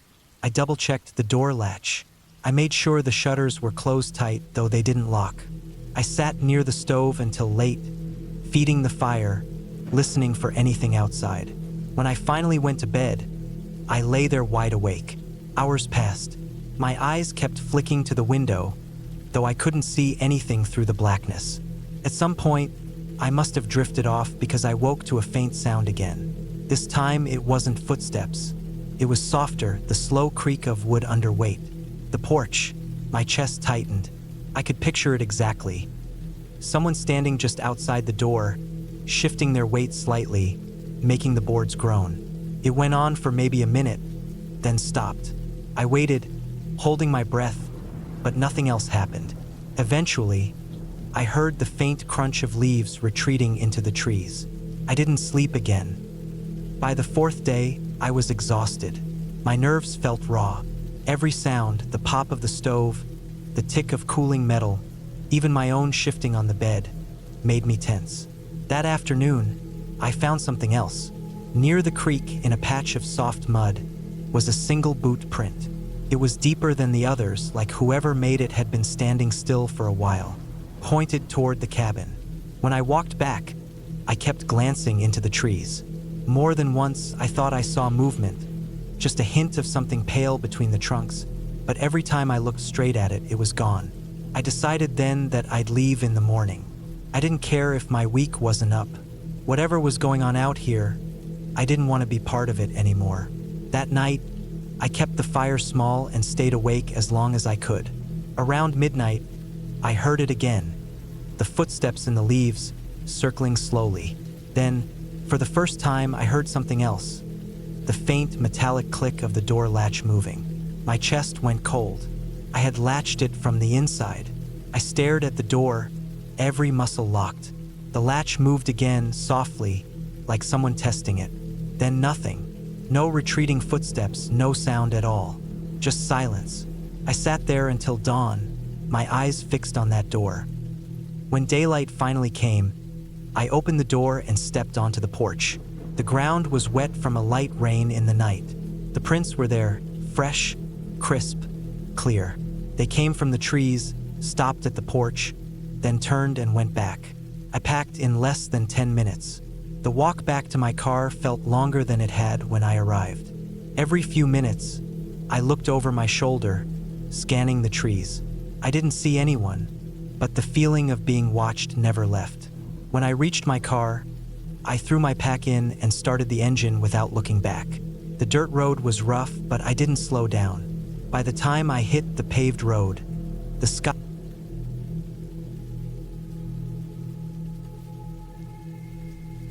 It was late September when I decided to spend a week alone in the old cabin my uncle had left behind after he passed away. The place was deep in the woods, about 20 miles from the nearest small town, and it hadn't been used in years. I had been meaning to go there for a while to clean it up, check for any damage, and maybe even use it as a place to get away from everything for a while. I had just finished a long stretch at work and felt like I needed some quiet. The idea of sitting by a lake with no phone service, no noise, and no neighbors sounded perfect at the time. The cabin was small, a single-story wooden structure with a covered porch that faced the lake. Behind it, the forest stretched for miles, dense with tall pines and oaks. The air was cold but still. The dirt road leading up to it was narrow, with overgrown brush on either side, and it had been a struggle to drive my old truck all the way in without scratching up the sides. I had brought all the supplies I thought I would need. Cans of food, bottled water, some firewood, and basic tools in case anything needed repair. I also had my uncle's old hunting rifle, not because I planned on hunting, but because being that far out alone, I wanted something for protection. The first day was calm. I unlocked the front door, which stuck a little from the warped wood, and stepped into the dusty air inside. Everything was just as I remembered from years ago when I had visited as a kid. The worn couch with faded fabric, the small table with mismatched chairs, the wood stove in the corner, and the smell of aged timber mixed with dust. I opened the windows to air it out and swept the floor, stirring up fine gray clouds. I checked the cupboards, which were empty except for a few rusted cans of soup that had probably been there for a decade. The place was quiet in a way that made you very aware of your own movements. Every footstep, every scrape of a chair leg sounded louder than it should have. The lake outside was calm and glassy, reflecting the pale sky. I walked down to the shore in the late afternoon, feeling the cold dampness of the ground under my boots.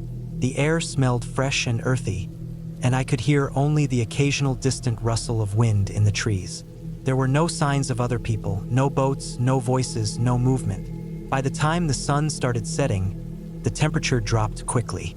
I lit the wood stove, cooked a simple meal, and sat on the porch in the dark for a while, just listening. The forest made small sounds, a twig snapping here, the faint call of a bird, but it was otherwise still. I went to bed early. The second day, I woke to heavy fog over the lake. I stepped outside and could barely see more than 20 feet in any direction. The air was damp and clung to my clothes. I made coffee and stood on the porch, looking into the whiteness. That was when I thought I saw movement in the tree line to my left. It was only for a second, just a faint shape shifting in the mist, but when I focused on it, there was nothing there. I told myself it was probably an animal, maybe a deer, and didn't think much more about it. Later that day, I decided to walk into the woods a bit to check the old trail my uncle used to use for fishing trips. I carried the rifle slung over my shoulder, more out of habit than need. The forest was quiet in a way that made every sound, my own breathing, the crunch of leaves, stand out. I walked for about an hour before turning back. When I came out of the trees and saw the cabin again, I noticed something strange. The front door was slightly open. I was certain I had closed it before I left. I felt a quick tightness in my chest, thinking maybe someone had been inside. I approached slowly, listening. Inside, everything looked the same, nothing moved, nothing missing. I closed the door firmly and tried to brush it off as the wind. That night, I woke up to a faint sound outside. It was a slow, deliberate crunching, like someone stepping on gravel or dry leaves. It wasn't close, but it was steady. I lay still, listening, my heart beating faster. After a minute or two, it stopped. I stayed awake for a long time after that, straining my ears, but heard nothing more. The third day, I decided to keep busy to avoid letting my mind wander. I chopped some firewood, cleared out some old junk from the shed, and checked the roof for leaks. Around mid-afternoon, I went down to the lake again. That's when I noticed something odd in the mud near the shore. Footprints. They weren't mine. I could see the difference in tread. They were fresher than mine too, pressed deep and still holding the shape of the sole. The pattern looked like a hiking boot, but larger than my own. The trail of prints came from the forest, stopped near the water, and then went back the way they came. I followed them a little way into the trees, but the ground was hard and covered in pine needles, so they vanished quickly. That night, the noises came again. This time, they were closer. I lay in bed, staring into the dark, listening to slow steps circling the cabin. They would stop, then start again in a different place. I could hear the soft crunch of leaves, the occasional snap of a twig. I held the rifle across my lap, my palms sweating. After what felt like an hour, the sounds faded into the distance. I barely slept at all. By the fourth day, I was starting to feel uneasy in a way that didn't make sense. The isolation that had felt peaceful at first now felt heavy and tense. Every small noise caught my attention. I couldn't shake the feeling that someone had been watching the cabin. I kept finding little signs. A small pile of stones stacked on the porch railing in the morning, a branch leaning against the doorframe that hadn't been there before, a cigarette but on the path to the lake. I hadn't smoked in years, and I hadn't seen anyone nearby. That afternoon, I was splitting wood near the shed when I heard a sharp cracking sound in the forest, like a branch breaking under weight. I froze, listening. Came again, closer. I could see nothing but trees, but I had the clear sense that something or someone was standing just beyond sight. I stayed still for a long time before slowly going back inside and locking the door. That night was worse. I had been lying in bed for about an hour when I heard the steps again. Slower this time and heavier. They came right up to the porch. The boards creaked under weight. I could hear the faint scrape of something along the wall outside, like fingertips dragging over wood. I stayed completely still, barely breathing. Then there was a single sharp tap on the window near my bed. Not a knock, just a tap. After that, silence. I waited for the steps to move away, but I heard nothing. It was as if whoever was there had just stood still outside for a long time. Eventually, exhaustion pulled me into uneasy sleep. The fifth day, I decided I wasn't staying another night. I started packing in the morning, but part of me was reluctant to step outside alone. I moved quickly, loading the truck with what I had brought. When I went back inside for the last box, I noticed something that made my stomach tighten. A single boot print on the floor just inside the door. It wasn't mine. I didn't bother with the last box. I locked the door, climbed into the truck, and drove out fast, glancing in the mirrors every few seconds. The dirt road felt longer than it had coming in, and the forest on either side seemed thicker, darker. I didn't slow until I reached the main road.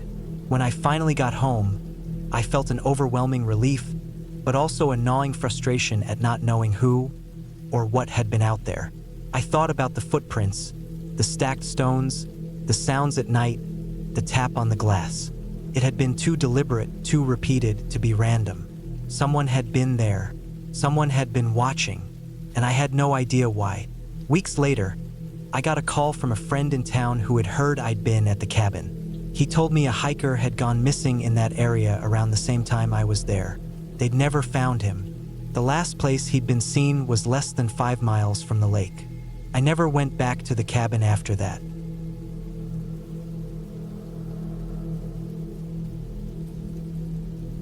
I reached the cabin just before dusk. The air was still heavy, almost stale, as if it hadn't been stirred for hours. The road that led me there was little more than a narrow strip of dirt with weeds pushing in from both sides, and by the time I parked my truck on the patch of flattened grass near the porch, I could already feel the quiet pressing down on me. It wasn't peaceful quiet, not the kind you enjoy when you step away from the city.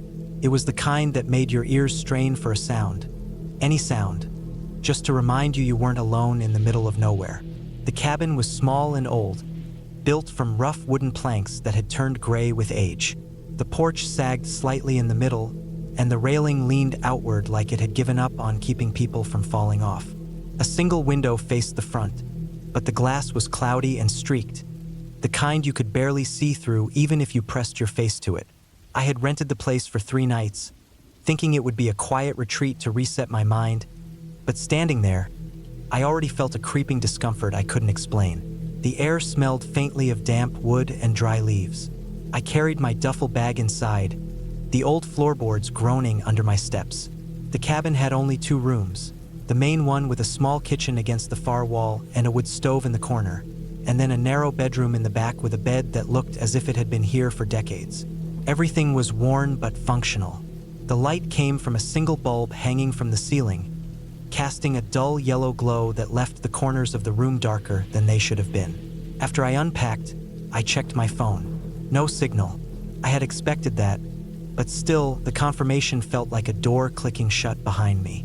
I left my phone on the small table near the bed and decided to walk around the area before the light completely faded. I wanted to get a feel for the surroundings, see how far the tree line was, maybe spot a trail. The cabin sat in a small clearing, the grass tall and unkempt, with patches of bare dirt where rain had washed the soil away. The woods began only about 30 feet from the porch. The trees were thick, their trunks crowded close together, the canopy above tangled with branches. The undergrowth was dense in some places, sparse in others. I noticed how quickly the shadows deepened under the trees, even though the sky above was still pale with the last light of day. I walked a slow circle around the clearing, hearing only the crunch of dry leaves under my boots. At one point, I caught a faint rustling deeper in the woods, but it stopped almost as soon as I noticed it. Could have been a squirrel, maybe a bird settling in for the night, but it made me realize just how easy it would be for something or someone to move around in there without me seeing them. By the time I got back to the porch, the light was fading fast. The tree-line looked darker now, almost solid. I went inside, locked the door, and lit the small oil lamp I had brought with me in case the power went out. The glass of the lamp was clean, and the steady flame made the room feel slightly warmer. I cooked a simple dinner on the old gas stove, canned soup, bread, and a thermos of coffee I'd made earlier. When I stepped outside again with my mug, the darkness was total. I had never seen night this complete before. Even without clouds, the stars were faint behind the black silhouettes of the trees. I could hear things now, tiny, irregular sounds, like twigs snapping somewhere out in the woods, and the dry rustle of leaves moving in a breeze I couldn't feel. I stayed on the porch for a while, trying to adjust to the darkness, but the unease kept building. It wasn't fear exactly, more like my body telling me that something out there was watching, even if my eyes couldn't see it. I finished my coffee and went back inside, closing the door more quietly than I meant to, as if I didn't want anything outside to hear me. Inside, the cabin felt smaller. The corners seemed deeper in shadow now, and the air cooler. I read for a while by the lamp, but every so often, I thought I heard something faint from outside. A thud, a faint scrape, maybe even soft steps in the grass. The sounds never lasted more than a few seconds, and when I held my breath to listen harder, everything went still. It was around midnight when I finally lay down in the bed. The mattress was lumpy. The blankets smelled faintly of dust, but I was tired. I left the lamp on, too uneasy to turn it off completely. For a while, I could hear the faint ticking of the cooling stove in the other room, and then I must have drifted off. I woke suddenly, my eyes opening to the same dim yellow glow of the lamp. The room was silent, but something had pulled me out of sleep. I stayed still, my ears straining. That's when I heard it. Slow, deliberate crunches in the grass outside, moving around the cabin. Not an animal. Too heavy, too paced. The steps circled partway around and then stopped. I could hear nothing except my own breathing. My chest felt tight, my mouth dry. I sat up slowly, my eyes fixed on the dark rectangle of the small bedroom window. The curtains were thin, and I knew that if someone stood close enough outside, they could see in. I didn't move for what felt like minutes. The steps started again, faint but steady, moving toward the front porch. Then I heard the soft creak of a single porch plank bending under weight. I froze completely. Another creak, then nothing. I thought about the door. I had locked it earlier, but the lock was old, the kind that could be forced open with enough effort. My mind kept going to my truck, parked only about 10 feet from the porch. If I ran, I could reach it in seconds, but that meant opening the door, and if whoever was out there was close, they could be on me before I made it halfway. Minutes passed. No sound. I stayed sitting on the bed, my eyes fixed on the doorway to the main room. Eventually, my legs began to ache from staying still. I forced myself to move quietly to the door between the bedroom and the main room. I leaned just enough to see the front door. Nothing moved. I waited another long stretch until my heartbeat slowed a little. Then I heard something else.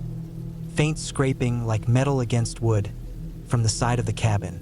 It was brief, maybe 2 seconds, and then gone. I didn't want to check. Every instinct told me to stay inside, stay silent. At some point, exhaustion must have taken over, because the next thing I knew, there was pale light coming through the window. Morning. My neck ached from the way I had been sitting against the wall, and my eyes felt gritty. I checked outside. The grass around the porch was disturbed, pressed down in faint arcs, as if someone had walked slowly around it. No clear footprints, just the flattened blades. I walked the perimeter of the cabin, my boots damp from the dew, but I didn't find anything else. The rest of the day passed slowly. I stayed near the cabin, collecting some wood, boiling water for coffee, trying not to think about the night before. But as the sun started to drop, the unease returned. I knew I'd be in for the same thing again, maybe worse. That night, it started earlier. Just after dark, I heard the first soft crunch in the grass. Then another, closer. The same slow circling, the same pauses. I stayed seated in the main room. The oil lamp turned low, my eyes on the front door. The steps came closer to the porch. Then silence. Hours passed like that. Periods of nothing, then faint movement, then nothing again. It was well past midnight when I heard the front porch creak under weight. I gripped the handle of the small hatchet I'd kept by my chair. The creak came again, slower, heavier. Then I saw it, through the small gap between the curtain and the wall, a shadow passing across the porch. Broad shoulders, a head, moving silently toward the door. I didn't breathe. The shadow stopped just beyond the window. Seconds dragged out. Then, without a sound, it was gone. I didn't sleep at all that night. By morning, I had decided. I packed my bag, threw it in the truck, and left the cabin without looking back. I drove the narrow dirt road until it widened into pavement, the trees finally thinning. Only then did I start to feel like I could breathe properly again. I never went back to that cabin.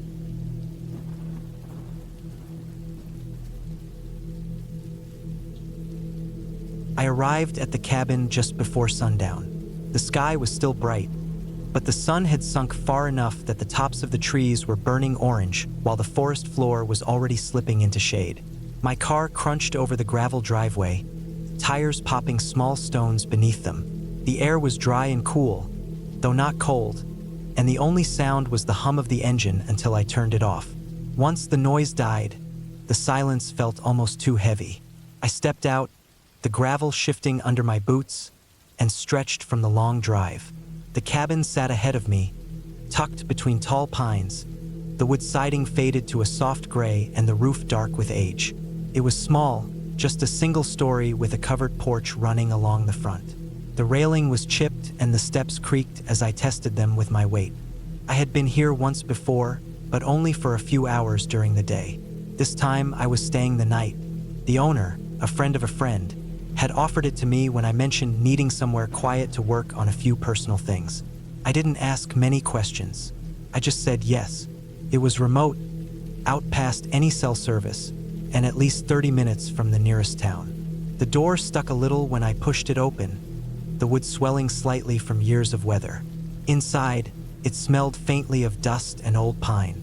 The floor was scuffed but solid, the walls lined with shelves holding old jars, tools, and random pieces of camping gear.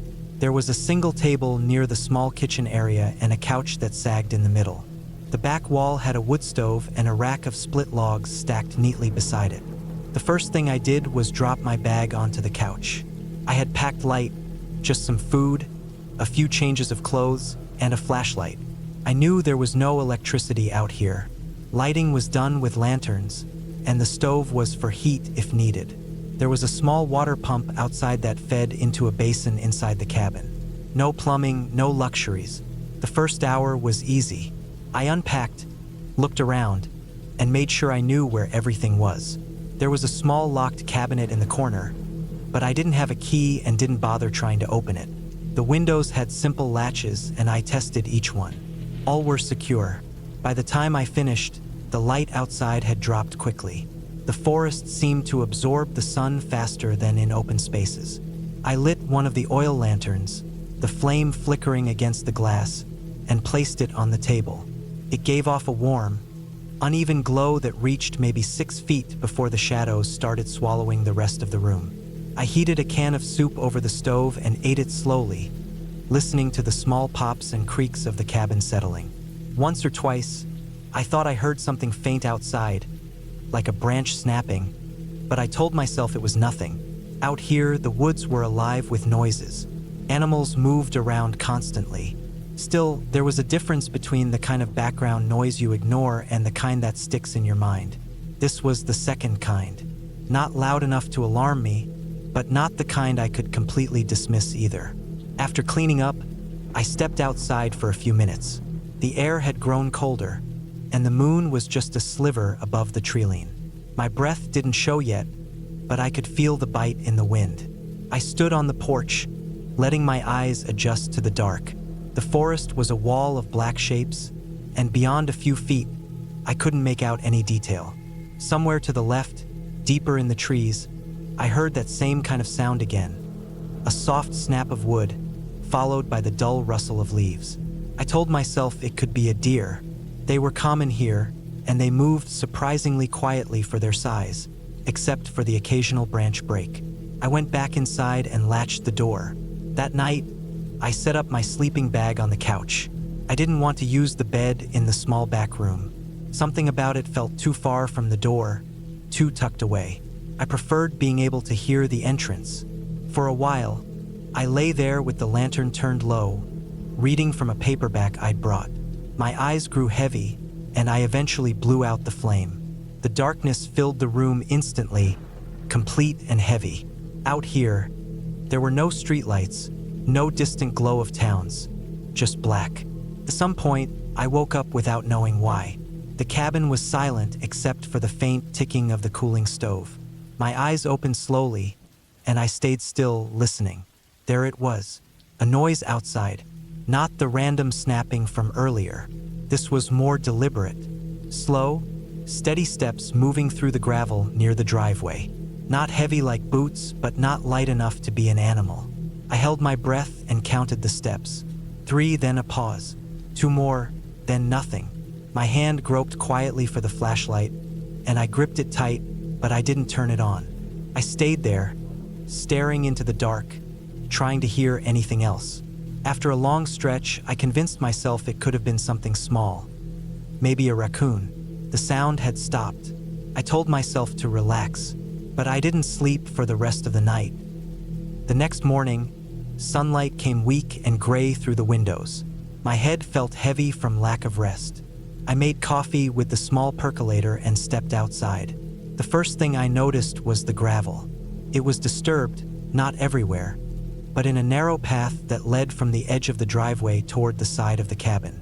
Not deep footprints, but a clear sign of weight pressing down and shifting stones. I followed the path slowly, my stomach tightening. It led to the side window near the back room, the one I hadn't slept in. Beneath the window, the dirt was faintly scuffed. Not dug up, not deep, but disturbed in a way that suggested someone had been standing there for a while. I told myself it could be an animal again, but my brain didn't believe it. The height didn't match. Whatever had been here had been tall enough to look in. The rest of the day, I tried to keep busy. I chopped a little wood, swept the porch, and walked down the narrow path toward the creek behind the cabin. Still, my mind kept circling back to the gravel and the dirt beneath the window. By late afternoon, I decided to cut the trip short. I didn't have to stay the full 2 nights. I could leave in the morning. That night, I stayed fully dressed, my bag repacked except for my flashlight and a knife from the kitchen. The lantern stayed low again. I lay on the couch, listening hard. Hours passed, and the forest sounds shifted from the early night rustles to the deep stillness of the small hours. I must have drifted close to sleep because when the noise came, it jolted me upright instantly. It was the same sound as the night before, gravel shifting under deliberate, slow steps. This time, it was closer to the porch. The steps stopped. Then came the sound of wood, faint but unmistakable. The porch boards creaking under weight. I stayed frozen, flashlight ready but unlit, listening to each board complain softly as the weight moved toward the door. The door latch rattled. Not hard, just a small, quick motion as if testing it.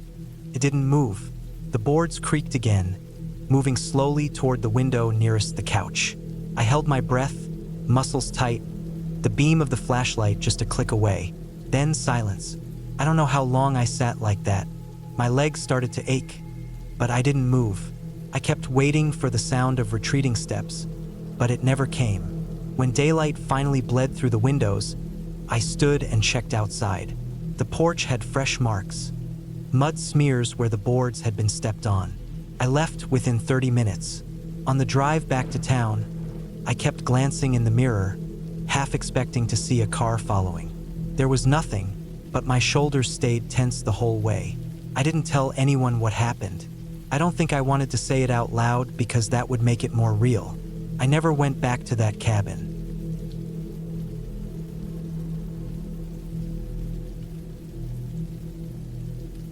I arrived at the cabin in the late afternoon, when the light was starting to go soft and long shadows stretched over the dirt road. The air smelled of damp wood and pine needles, the kind of smell you only get when you're deep in the forest and far from paved roads. My small pickup creaked as I rolled to a stop in front of the cabin. The drive here had been long, with the last 30 minutes on a narrow gravel track that wound between tall trees and hugged the side of a ridge. The cabin was old but sturdy. The walls were made of thick, weathered logs, their surfaces silvered by years of rain and sun. The roof was pitched steeply, covered in dark shingles that were speckled with fallen leaves. A short wooden porch ran along the front, the steps sagging slightly in the middle. There was no one else around. No other houses, no signs of people. Just the forest pressing in close, with the trees leaning slightly as if they had been growing toward the cabin for decades. The nearest town was about 30 miles away. I had stocked up there food, water, a few extra cans of fuel for the small generator in the shed. I planned to stay here for 3 nights. I wanted the isolation. I told myself it was to clear my head, to get away from the constant pull of phone calls, messages, and the noise of the city. Inside, the air was still and faintly musty, like it hadn't been opened up in weeks. The floorboards creaked in slow, hollow groans under my boots. Dust motes drifted in the fading light from the single front window. The place was simple. A main room with a small kitchen area to one side, a table with two mismatched chairs, and a stone fireplace. In the back, a narrow hallway led to a single bedroom and a small bathroom. Everything looked like it hadn't changed in decades. I unpacked slowly.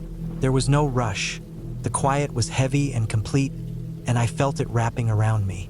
Outside, the trees whispered in the breeze, a constant soft shifting sound.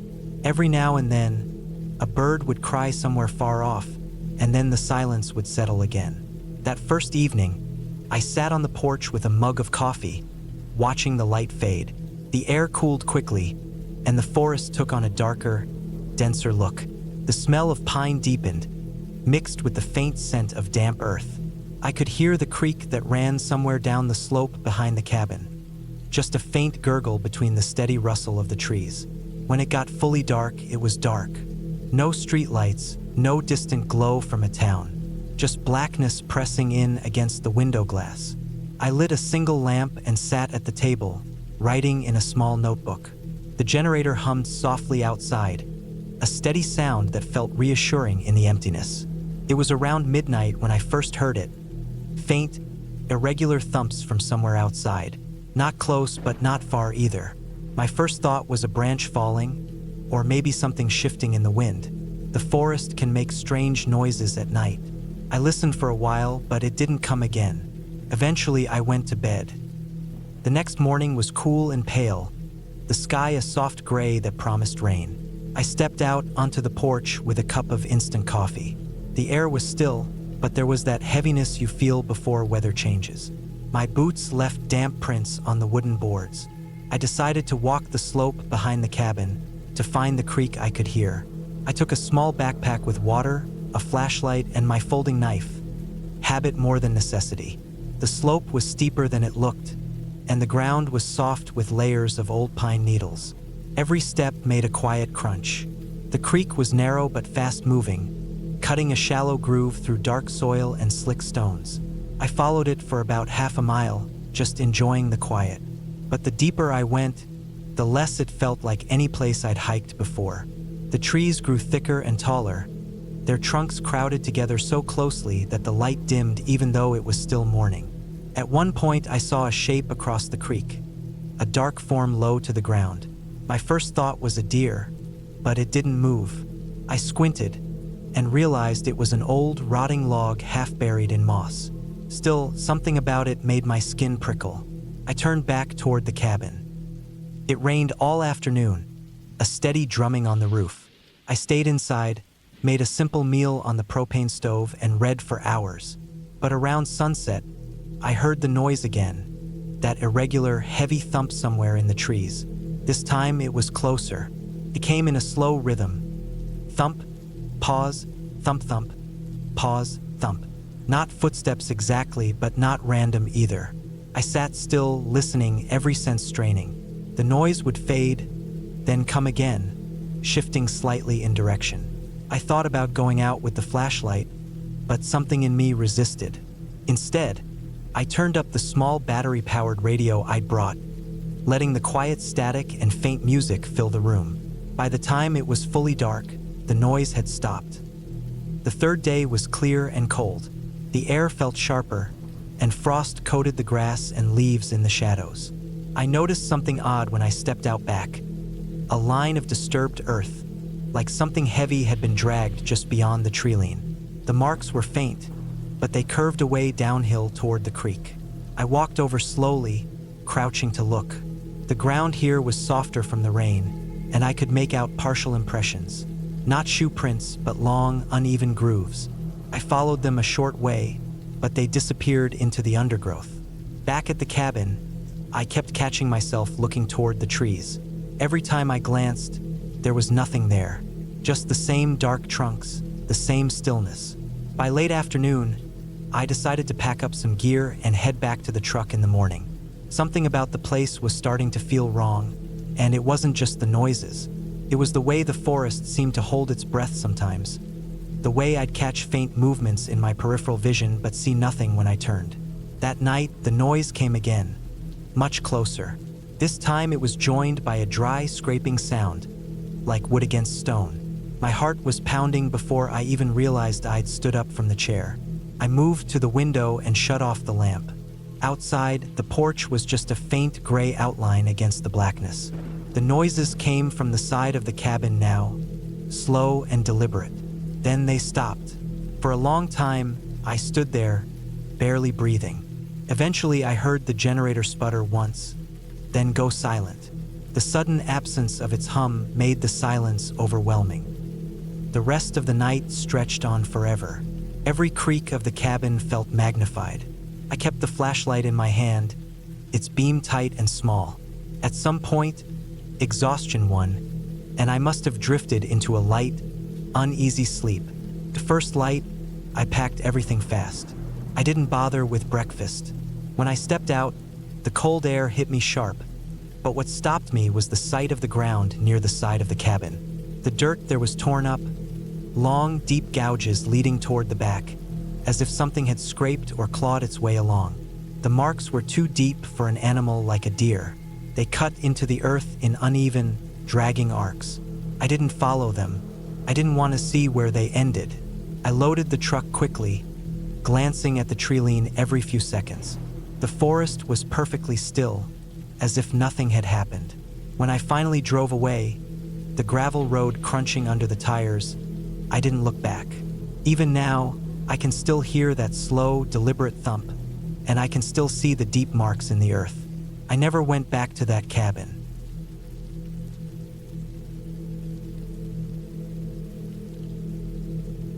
I had been looking forward to that trip for months. It was the first real break I had taken from work in years, and I had planned it in a way that would keep me away from the noise, the traffic, and the endless hum of the city. I wanted isolation, just me, a cabin, and the woods. I found a small place online that seemed perfect. The pictures showed a one-story wooden cabin, faded from weather, sitting back in a clearing surrounded by tall pines. The listing said it was once used by loggers as a rest shack decades ago, but had been fixed up enough to be livable.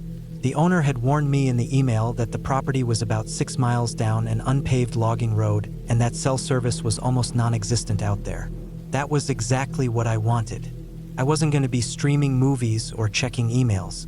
I was going to read, fish in the creek, and maybe hike some of the old trails in the area.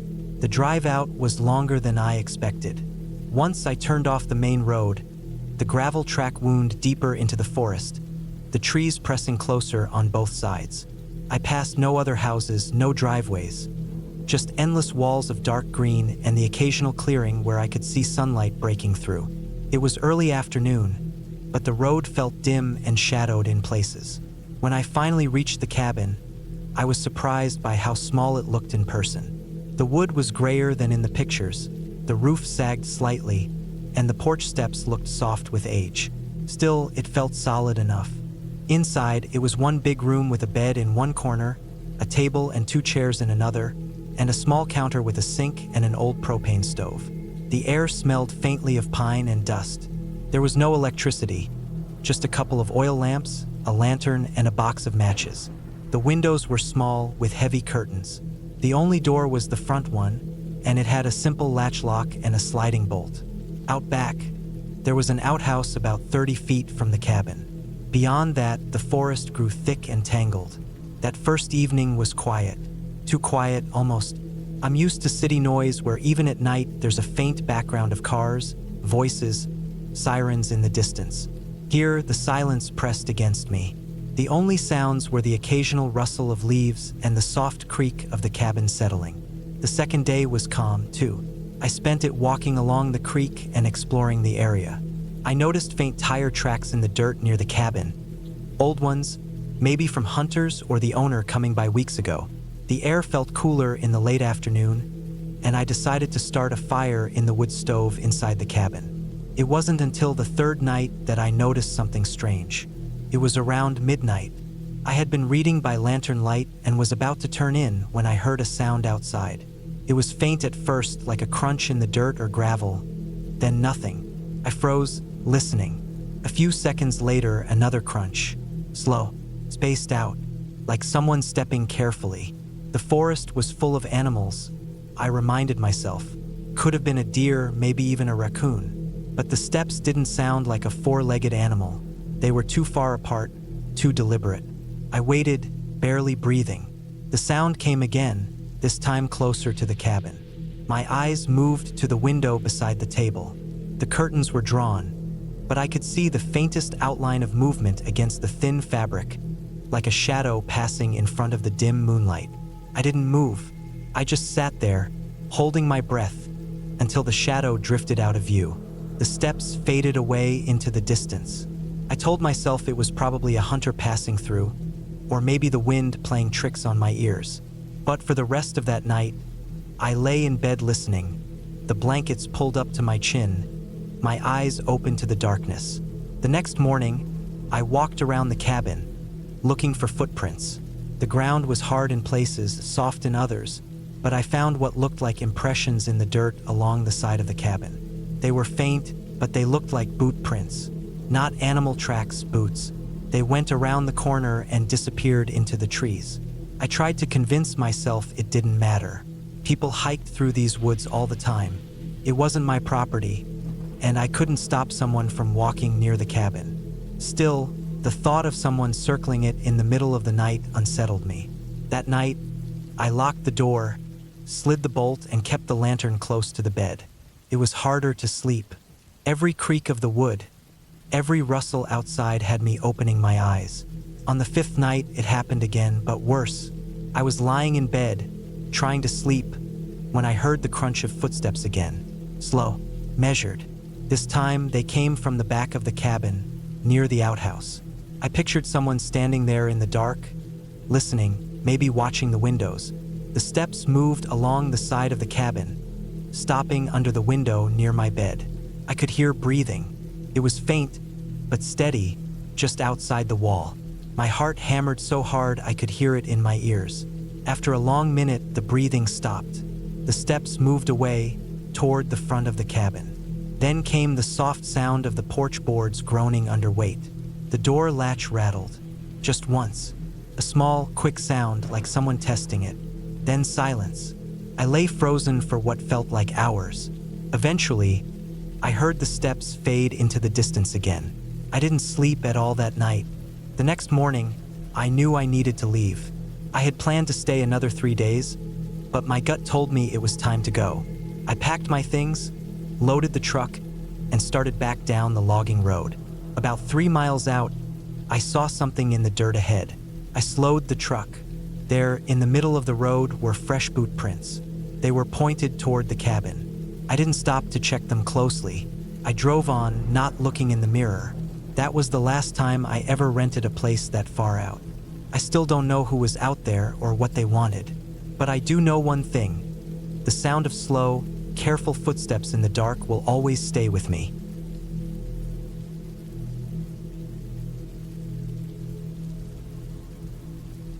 It had been raining for most of the drive, the kind of steady, cold rain that blurred the view and made the mountains look like fading outlines in the distance.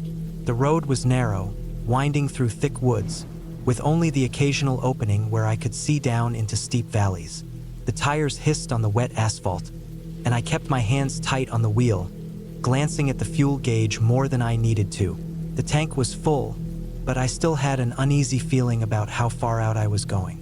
The farther I went, the fewer signs there were. No gas stations, no stores, no people. Just road, trees, and the rain. The cabin was supposed to be deep in the forest, far from any main road. I'd rented it for a week as a way to get away from the noise of the city. The listing had said it was completely secluded, with a small creek nearby, hiking trails, and no neighbors for miles. At first, that had sounded peaceful. But as I turned off onto the unpaved road that led toward it, I started to realize how alone I was going to be. The trees leaned in close here, and the dirt road was nothing but mud and puddles. The truck slid slightly as I went uphill, and the sound of the rain on the roof was drowned out by the rattling from the gravel. After about 20 minutes of slow driving, the cabin came into view through the trees. It was smaller than I expected, with dark wood siding and a steep metal roof. The place looked like it hadn't been used in a while. The porch was covered in wet leaves, and the steps had a thin layer of moss. The forest was thick on all sides, and the road I came in on was already fading from sight behind the trees. I parked in the small clearing out front, shut off the engine, and listened. The rain had slowed to a light drizzle, but everything else was completely silent. No birds, no wind, nothing. Inside, the cabin was basic. One room with a small kitchen area, a table and a couch. A narrow door led to the bedroom, and another to a small bathroom. There was a fireplace, but the woodpile outside looked soaked. I set my bag on the table and stood for a while, just listening. The kind of quiet here wasn't like being in a quiet room in the city. It was heavier. It pressed in on me, made every little sound seem louder. The ticking of the old wall clock, the faint drip of water somewhere outside. By the time I unpacked and made a quick meal, the light outside was already fading. The rain had stopped, but the sky stayed overcast, a dull gray that seemed to flatten everything. I stepped out onto the porch for some air and looked into the trees. They were dense, almost too dense, and the spaces between them looked black. The smell of wet earth and leaves was strong, and there was a damp chill that seemed to seep into my clothes. I stayed out there until I started to feel watched. I couldn't explain it. There was nothing to see, nothing moving, but I still had that prickling feeling on the back of my neck. I went back inside and locked the door. That first night, I didn't sleep well. I woke up several times to sounds I couldn't place. Sometimes it was a dull thump, like something heavy shifting outside. Other times it was faint, like the crunch of footsteps on wet leaves, far off but distinct. I told myself it was just the forest settling after the rain, branches dropping water, maybe small animals moving around. But once, just before dawn, I woke to a noise that was different. A sharp, metallic click, close to the cabin. It reminded me of a door latch.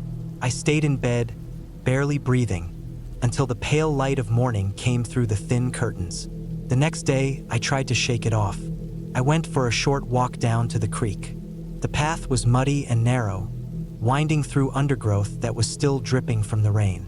The creek itself was swollen, rushing fast over rocks, the water brown from all the runoff. I stayed there for a while, listening to it, trying to let the sound cover the unease I'd been feeling. But even there, with the water loud and constant, I caught myself glancing over my shoulder.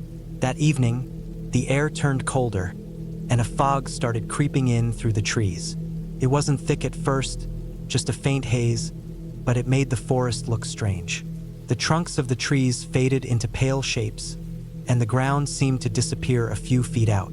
I sat on the porch for a while, but as the fog got thicker, the feeling of being watched came back, stronger. I went inside and lit a couple of candles, since the single light bulb over the table gave off a weak yellow glow. Sometime after midnight, I woke up to the sound of something scraping against the outside wall. It was slow, irregular, like something brushing past, stopping, then moving again. I lay still, listening. The sound moved along the side of the cabin, toward the front. Then I heard a creak from the porch. My chest tightened. The porch had a loose board that groaned under weight. I'd stepped on it myself earlier. Now it had made that same sound, but I was in bed, and there was no wind. I got up quietly and went to the window by the front door. The fog outside reflected the faint light from the porch bulb, but I couldn't see far. For a moment, I thought I saw movement at the edge of the clearing, a darker shape in the gray. But when I blinked, it was gone. I stayed at the window for a long time before finally going back to bed, though I didn't sleep again. The days started blending together. I spent them walking short distances from the cabin, always staying within sight of it. I kept noticing little things that didn't feel right. A piece of broken glass near the creek, half buried in mud. A faint smell of smoke one afternoon when there was no sign of fire anywhere. A tree near the path with fresh cuts in the bark, like it had been marked. Each thing on its own wasn't much, but together they built a steady, gnawing unease. On the fifth night, I heard the click again, the sound like a latch. This time it was followed by a soft thud, then another creak on the porch. My heartbeat was loud in my ears. I moved to the kitchen, keeping low, and picked up the heavy flashlight I'd brought. I turned it off before stepping to the front window and crouched down to look out. At first, I saw nothing but fog and darkness. Then, slowly, something moved near the edge of the clearing. It was a person, They were standing just beyond where the porch light reached, still and silent, facing the cabin. I froze. My grip on the flashlight tightened, but I didn't move. The figure stayed there for what felt like minutes, not shifting, not making a sound. Then they stepped back, fading into the fog until they were gone. I didn't sleep at all after that. I sat in the kitchen with the flashlight in one hand and a kitchen knife in the other, waiting for any sound. The next morning, I found footprints in the mud near the edge of the clearing. They were fresh, deep, and led in from the trees before turning back the same way. I decided then I wasn't staying the rest of the week. I started packing right away, but as I was loading my bag into the truck, I noticed something else. A scrap of dark fabric caught on a nail on the porch railing. It was damp, and the edges were frayed. I didn't touch it. I just got in the truck, started the engine, and drove back down the muddy road, glancing in the mirror more times than I could count. I didn't stop until I was back on the main highway, with the forest miles behind me. Even then, I kept checking the rearview mirror, half expecting to see someone standing at the roadside, watching.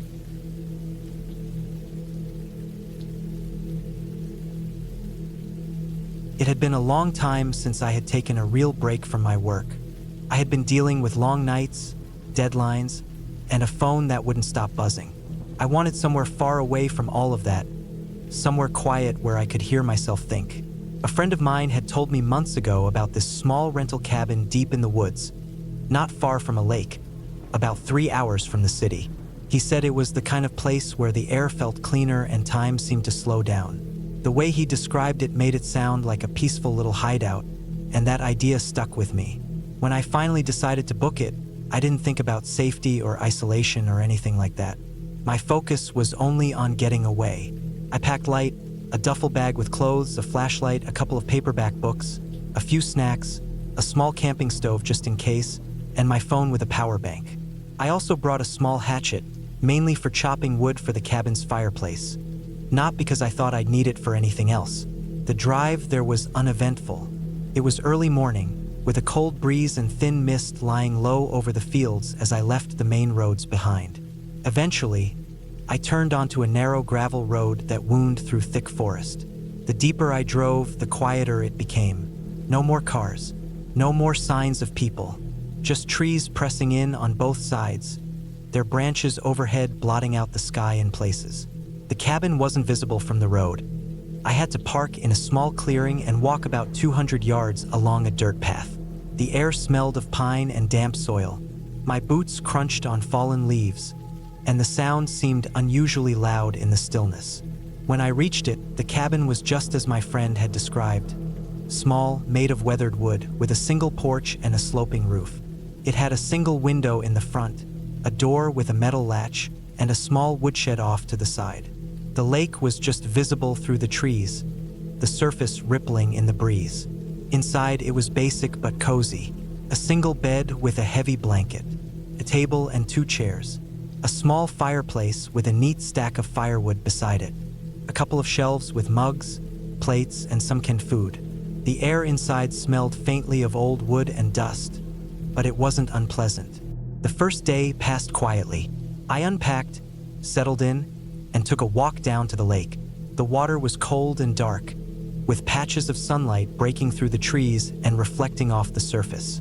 I saw no one. Not a single boat, not a cabin on the other shore, nothing. By late afternoon, I had made a small fire, boiled some water for tea, and sat on the porch listening to the wind in the trees. That night was my first taste of how different the woods feel after dark. The quiet during the day had felt calm and peaceful, but after the sun went down it became a heavier kind of silence. Every sound, the crack of a twig, the rustle of leaves, seemed sharper, closer. The moon was thin, and without city lights the darkness was complete. At some point in the night I woke up. I wasn't sure why at first. I lay still, listening. The cabin creaked occasionally as wood does when the temperature drops. Then I heard something else. A faint, irregular crunching sound from outside. Not constant, not in a steady rhythm, but here and there, like something moving slowly through the leaves. I stayed in bed, trying to tell myself it was just a deer or maybe the wind knocking something loose. Eventually, the sound faded, and I fell back asleep. The next morning, I went outside to look around. The ground was soft with fallen leaves and pine needles, so it wasn't easy to see tracks. But near the edge of the trees, I saw a patch where the leaves looked disturbed, as if something heavy had stepped there. I didn't think too much of it. I had seen deer on the road on my way in, and it seemed likely that animals wandered through from time to time. The second day was much like the first, though I noticed how quickly the sky darkened here. There was no slow transition. One moment the light was dim but steady, and then suddenly it was night. I kept the fire going after sunset and sat reading until I grew tired. Again, sometime after midnight, I woke up. This time I knew what had woken me. The same sound, the slow, uneven crunch of leaves. But now there was something else. The faint sound of wood tapping. Not hard, just a single dull knock every so often, spaced out by long pauses. It was impossible to tell how far away it was. Sound carried strangely here. My first thought was that maybe a branch was swaying and knocking against the side of the cabin. But when I listened closely, it didn't sound like it was coming from the wall. It sounded lower, more distant, maybe somewhere along the treeline. The next morning, I walked toward where I thought I'd heard it. About 30 yards into the woods, I found a fallen branch propped against a tree at an odd angle, like it had been placed there rather than fallen naturally. I stared at it for a while, trying to make sense of it, but eventually convinced myself it was just the result of wind or some animal brushing past. By the third night, I was starting to notice how my mind was changing out here. The isolation was more complete than I had realized.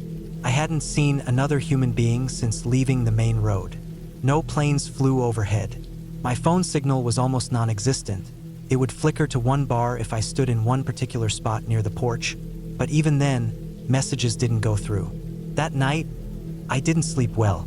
I kept hearing faint noises outside, but not close enough to be certain of what they were. The wind picked up at some point, and the sound of branches rubbing together made it worse. I stayed in bed but didn't fall asleep until just before dawn. On the fourth day, something changed. Around midday, while walking near the lake, I saw movement among the trees on the far side. A quick flash of something pale. I stopped, watching. After a moment, I saw it again. Not an animal's movement, not the way a deer slips between trees, but something more upright. I couldn't see it clearly before it disappeared. The rest of that day, I couldn't shake the feeling of being watched. I kept glancing into the trees, half expecting to see something there. I told myself it was just my mind playing tricks on me, but the unease stayed with me. That night was the worst yet. The noises started earlier, before I even went to bed. The slow crunching in the leaves, moving in short bursts, stopping for long stretches. The knocking sound returned, but it was closer this time. I could feel my heartbeat in my throat as I lay in the dark, gripping the hatchet I kept near the bed. Hours seemed to pass like that, with the sounds coming and going. Then, just as I thought it had stopped, I heard something else. The unmistakable sound of footsteps on the porch. Slow, deliberate steps. I held my breath, listening for the creak of the door latch, but it didn't come. The steps stopped, and there was only silence. I stayed awake until the sky began to lighten. My hand cramped around the handle of the hatchet. When I finally went to the door and looked out, the porch was empty. But there in the dirt at the bottom of the steps were footprints. Not animal prints. Shoes. I can keep going through the entire chain of events. The way the days turned into a constant, exhausting watch for movement, the traps I tried to set up, the way it all ended when I finally left the cabin. But it will take several thousand more words to tell it in the detail you want. Do you want me to continue straight into the rest so the story reaches full length in one continuous piece?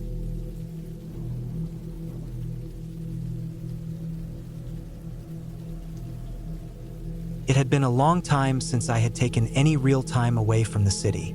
Work, noise, constant movement. My head felt like it was always buzzing. I didn't plan much. I just decided I was going to get away from everything for a week.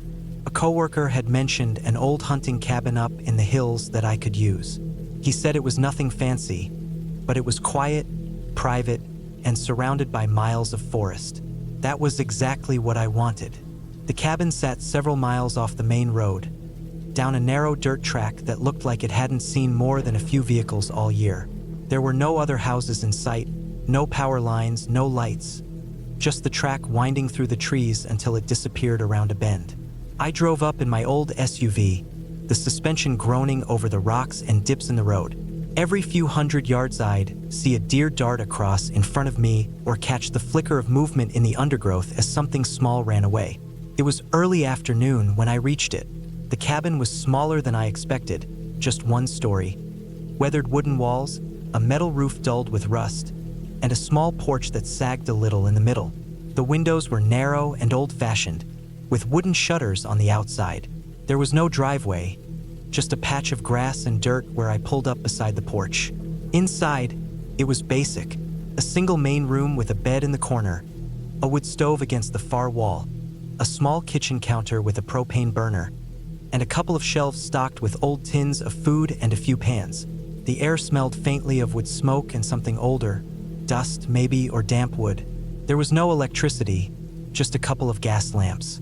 In the back was a narrow door that led to a tiny bathroom with a composting toilet. A metal water drum sat beside the porch outside, collecting rainwater from the roof. It was perfect for what I wanted, quiet and simple. I unpacked slowly, setting my few things on the bed and making sure the food I brought was stored in sealed containers so mice wouldn't get at it. By the time I finished, the light outside had changed to the softer glow of late afternoon. I decided to take a short walk before it got dark.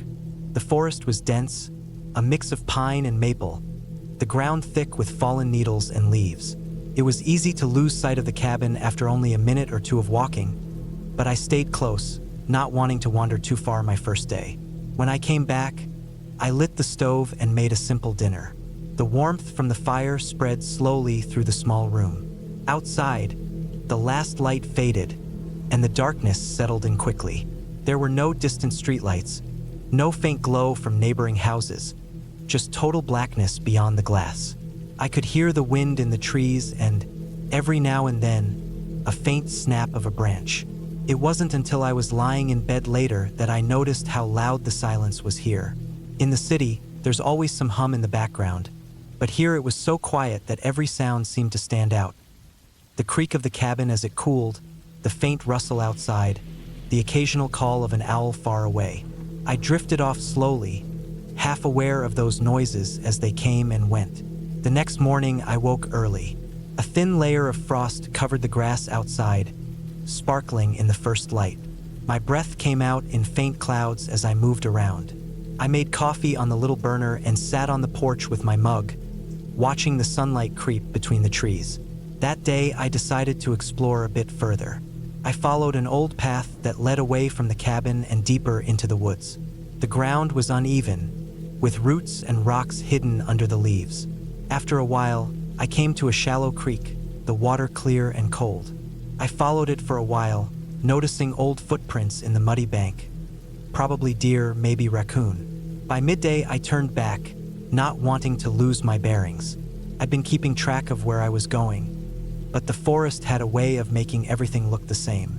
Back at the cabin, I made lunch and sat reading one of the old paperbacks I'd brought. It was around mid-afternoon when I first noticed something that made me uneasy. I was sitting near the window when I thought I saw movement between the trees. Not the quick darting of a squirrel or bird, but something slower, heavier. It was far enough away that I couldn't make it out clearly, and after a few seconds it was gone. I told myself it was just a deer. Still, I found myself glancing out more often after that. That night, I had trouble falling asleep. The wind had picked up, rattling the shutters and sending soft thumps through the walls as small branches fell onto the roof. Sometime after midnight, I woke to the sound of something moving outside. Not the light rustle of an animal in the leaves, but the crunch of footsteps. Slow, deliberate steps.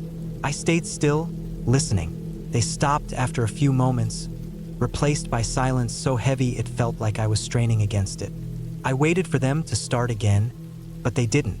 Eventually, after what felt like a long time, I heard the faint sound of movement retreating into the trees. In the morning, I went outside to look. The frost had returned overnight, and in it, I saw faint impressions near the side of the cabin. Not animal tracks. They were shaped like the tread of boots, the kind with thick soles. I crouched to look closer, my breath hanging in the cold air. The tracks led from the edge of the trees to the cabin and then back again. I stood there for a long time, scanning the trees. There was no movement, no sign of anyone. Whoever it was hadn't left anything behind. I told myself it was probably a hunter passing through, maybe curious about the cabin. But I couldn't shake the feeling that the steps had been too close, too deliberate. For the rest of the day, I stayed near the cabin, splitting wood and keeping the stove going. Every time I stepped outside, I found myself looking into the trees, trying to see if anything was there. That night, the wind died down, leaving the forest still. I sat on the bed with the gas lamp turned low, reading. Around midnight, the noises started again. Footsteps, slow and careful, circling the cabin. I froze, the book still open in my lap. The steps moved from one side of the cabin to the other, then stopped. I could hear nothing but my own breathing. When they started again, they were closer. The sound of someone brushing against the wall. A faint scrape near the window. I didn't move, barely even breathing. Minutes passed before the steps slowly retreated into the forest. The next morning, I found no new tracks in the frost, just the ones from the day before. It didn't make sense. The ground was soft enough that anything heavier than a squirrel should have left a mark. By now, my nerves were starting to fray. I kept the wood stove burning constantly, not just for warmth but for the comfort of the light. I didn't explore anymore. I didn't wander far from the porch. Every noise outside made me look up sharply. The fourth night was the worst. I was lying in bed, staring at the ceiling, when I heard it again. This time, the steps didn't circle. They came straight to the porch. I could hear the boards creak under the weight. Then came the slow, deliberate sound of someone moving to the door. They didn't knock. They didn't try to open it. They just stood there. I could hear faint breathing through the wood. I stayed completely still, my hands clenched in the blanket. After a long time, the breathing stopped. The steps moved away, slow and steady, until they faded completely. By morning, I'd made up my mind. I wasn't going to stay the full week. I packed my things quickly, glancing out the window every few minutes. The forest was still and quiet. I loaded my gear into the SUV and started down the track. About half a mile from the cabin, I saw them, 2 deep boot prints in the soft mud, right in the center of the road. They faced the direction of the cabin, fresh and sharp-edged. There were no others around them, no sign of where the person had come from or gone to. I didn't stop to look closer. I just kept driving until the track met the main road and the trees began to thin. Only then did I feel my shoulders loosen. I never found out who it was. Maybe it was just a hunter or someone passing through. But the way they moved, the way they came back night after night, never saying anything, never showing themselves, it didn't feel like chance. And I know even now that whoever it was knew I was there, and they wanted me to know they were there too.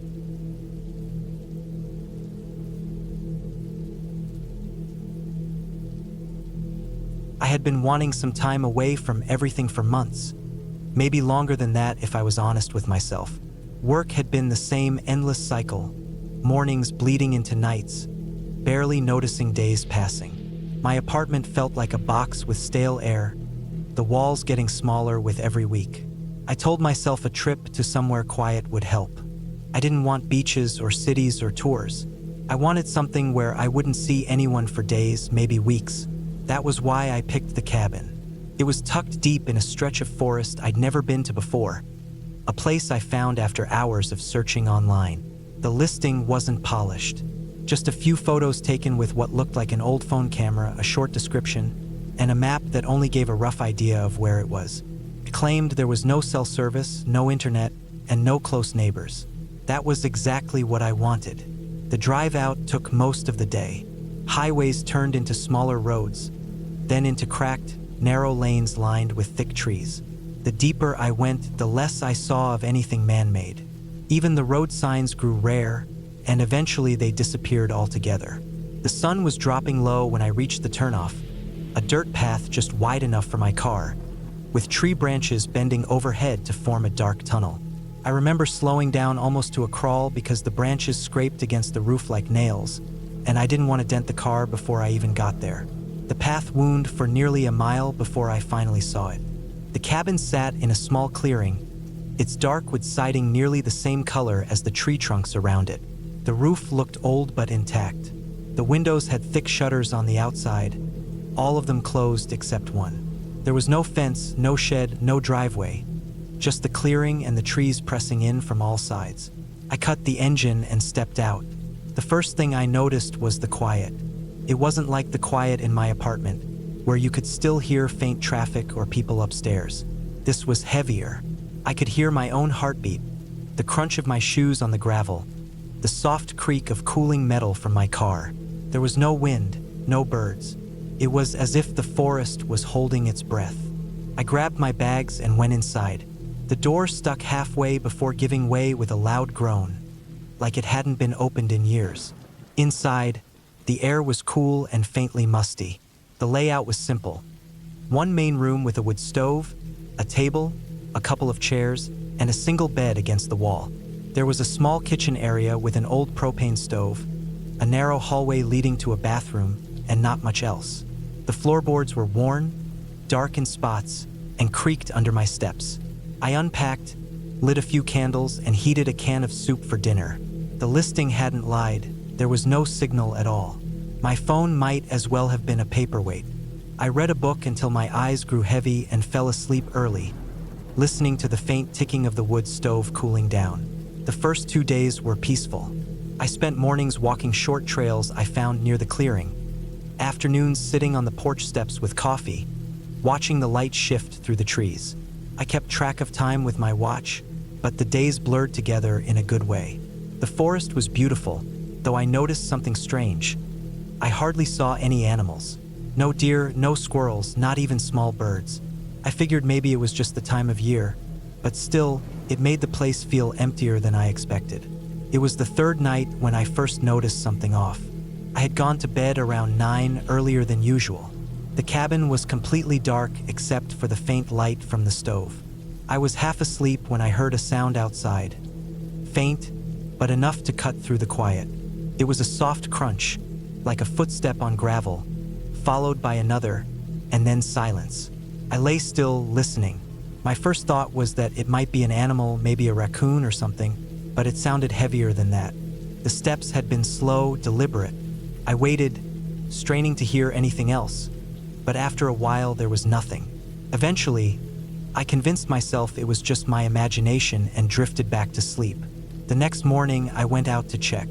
The gravel around the cabin didn't show much. It was scattered and uneven, but near the edge of the clearing, I noticed a patch where the dirt looked disturbed. The soil was soft from rain the week before, and there were faint impressions. They were too smudged to make out clearly, but they didn't look like animal prints. They looked more like the outline of a boot. I told myself it could have been left by me when I first arrived, but I hadn't walked that far out. Still, I let it go. There was no reason to jump to conclusions. That night, I stayed up later, reading with a lantern lit beside the bed. Around midnight, I heard it again. This time, it wasn't just 1 or 2 steps. It was a slow, steady crunch of someone or something moving along the side of the cabin. The sound would pause, then start again, circling. My chest felt tight. I wanted to look, but the shutters were closed, and opening them would mean making noise. I stayed still, barely breathing. The steps moved to the back of the cabin, then stopped completely. I waited for what felt like hours before I finally let myself relax. The next morning, I checked again. This time, there were clearer prints in the dirt behind the cabin. Definitely boots. The size looked close to mine, maybe a little bigger. They led from the tree-line to the back wall and then back again. I thought about leaving, but the nearest town was hours away, and the sun was already up.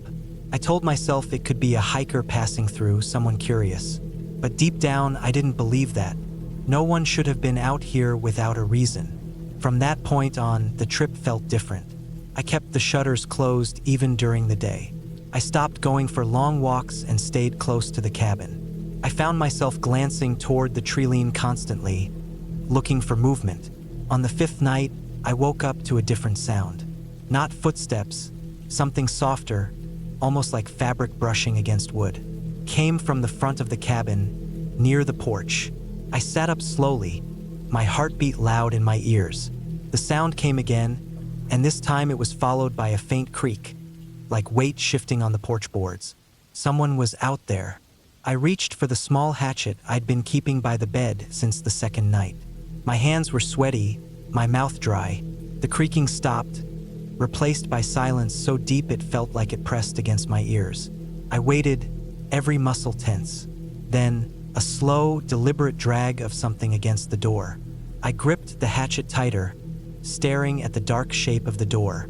I thought about shouting, but something in me told me not to make a sound. The dragging stopped, and after what felt like forever, I heard the faint crunch of steps moving away. I didn't sleep the rest of the night. In the morning, I found a long, thin scratch down the middle of the door, as if something sharp had been pulled across it. I knew then that it wasn't random. Whoever it was, they were trying to scare me or worse. The next day, I packed my things. I told myself I'd leave at first light, drive straight back to town. But that night was worse. The sounds came earlier, just after dark. Slow steps circling. Sometimes they stopped for long stretches, making me think it was over, only to start again. I could hear breathing through the walls when it got quiet enough. At some point, I heard the back door handle rattle. Not hard, just a slow, careful twist, as if testing it. I sat frozen in the bed, clutching the hatchet, knowing there was only the thin wooden door between us. Hours passed before it stopped. I didn't sleep at all. When dawn finally came, I didn't waste a second. I loaded my bags into the car, keeping my eyes on the treeline. The forest was still, but I felt watched the whole time. I started the engine and drove as fast as the dirt path would let me, branches scraping against the car again. I didn't look back. When I reached the main road, I felt a rush of relief, but it was mixed with something else. The cabin had been in the middle of nowhere. Whoever had been there had to know the area well enough to find it. They had to know no one else would hear me if something happened. And they hadn't just passed by once. They'd come back, night after night, closer each time. I don't know what would have happened if I'd stayed one more night. I don't want to know. I never reported it. I told myself there wasn't enough to go on. No clear face, no proof. But sometimes, late at night in my apartment, I'll think I hear footsteps outside my door, slow and deliberate, and I'll remember that heavy quiet in the forest and the sound of something sharp dragging across wood. I never went back to that cabin.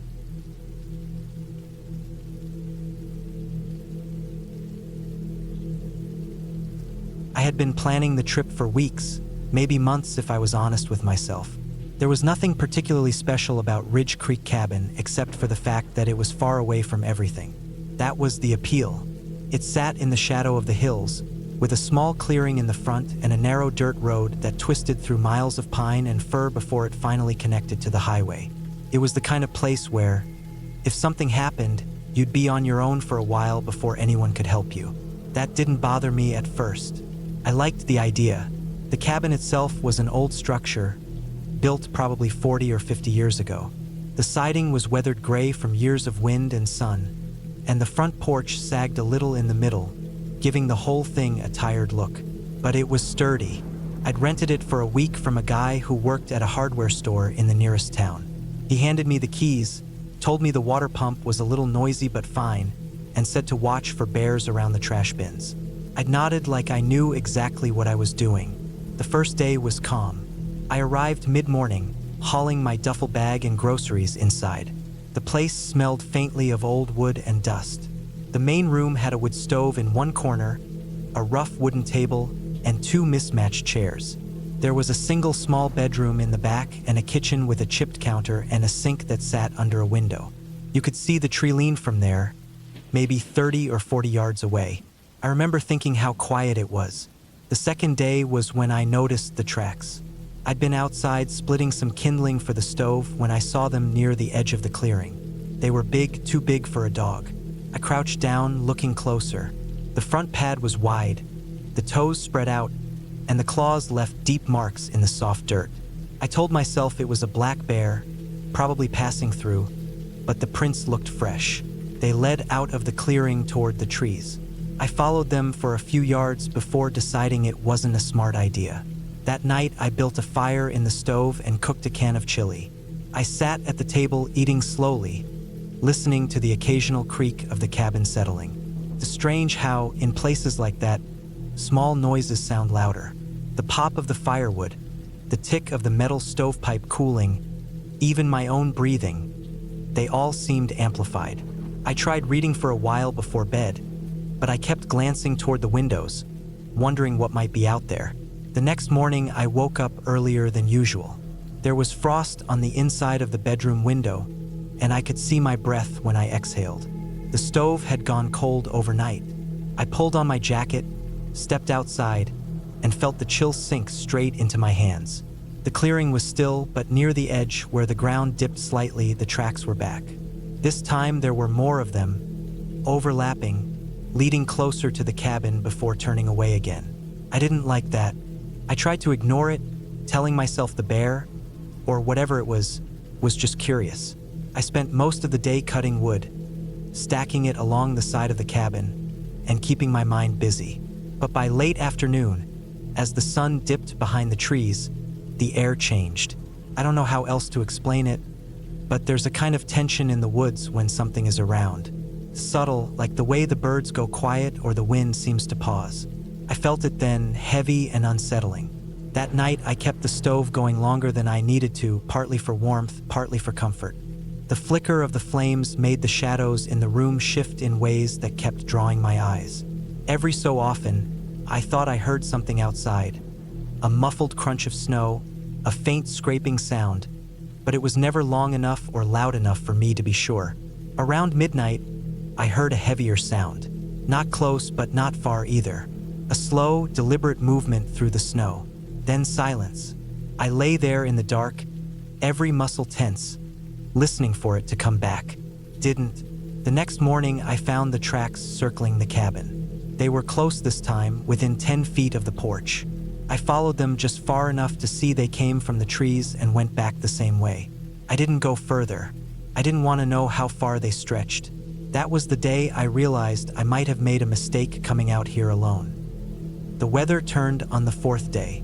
Clouds moved in early, the wind picked up, and by noon snow was falling steadily. The dirt road that led out of the clearing would be covered in hours. I had supplies for another 4 or 5 days, but the thought of being snowed in started to feel less peaceful and more like a problem. I checked my phone, no signal, of course. I kept the fire going and tried to make the best of it. But by late afternoon, the storm was heavy enough that I couldn't see the treeline from the window. Snow piled against the porch steps. The world outside was nothing but white. That should have made me feel safer. Whatever was out there couldn't move easily in this. But instead I kept picturing something large and dark standing just beyond my vision, waiting. That night I barely slept. I lay there in the dark, half dozing, half listening. Around 2 in the morning I heard it again. Slow steps in the snow. This time they came right up to the porch. I heard the faint creak of the wood under weight. Then, after a long pause, the sound of snow shifting as whatever it was moved away. In the morning, the tracks were there, deep and clear in the fresh snow. They led from the trees straight to the porch and back again. The prints were massive, easily the size of my outstretched hand, and sharp-edged from the cold. I stared at them for a long time before going back inside. The snow kept falling for another day and a half. By the time it stopped, the clearing was buried in 2 feet of it. I thought about trying to hike out, but the road would be slow going and the idea of running into that animal out in the open didn't sit well with me. I decided to wait to hope it lost interest. Didn't. The next night, just after I put more wood in the stove, I heard it again. The same slow, deliberate steps, moving in a circle around the cabin. Once, twice, maybe 3 times. I stood near the stove, frozen in place, my heart hammering. Then the sound stopped, and the silence that followed was worse. By morning, the prints were all around the cabin, looping and crisscrossing. I counted at least a dozen passes. I knew then it wasn't just passing through. It was watching. The last 2 days were the hardest. I kept the curtains drawn, kept the fire going, and avoided looking outside. Every sound made me flinch: the groan of the wind, the shift of snow sliding off the roof, the faint pop of ice cracking in the trees. My food was running low, and I knew I couldn't stay much longer. On the 7th morning, I packed my bag, pulled on every layer I had, and stepped outside. The cold was sharp enough to sting my skin. The tracks were there again, fresher than ever, leading from the trees to the porch. I didn't let myself think about it. I started down the snow-covered road, each step slow and deliberate. The snow was deep, and my legs burned with the effort. I kept looking over my shoulder. The woods were still, but I couldn't shake the feeling of being watched. About a mile in, I saw them, new prints in the snow ahead of me, cutting across the road. The same wide pads, the same deep claw marks. They weren't old. I didn't stop moving. I followed the road until, hours later, the trees began to thin and I saw the faint glint of sunlight off metal, the roof of a parked car. I made it to the highway, breathless and shaking, and only then let myself look back. The road behind me was empty, but the prints were there, half buried now in drifting snow, leading out of the woods toward where I had just been. That was the last time I went anywhere near Ridge Creek Cabin.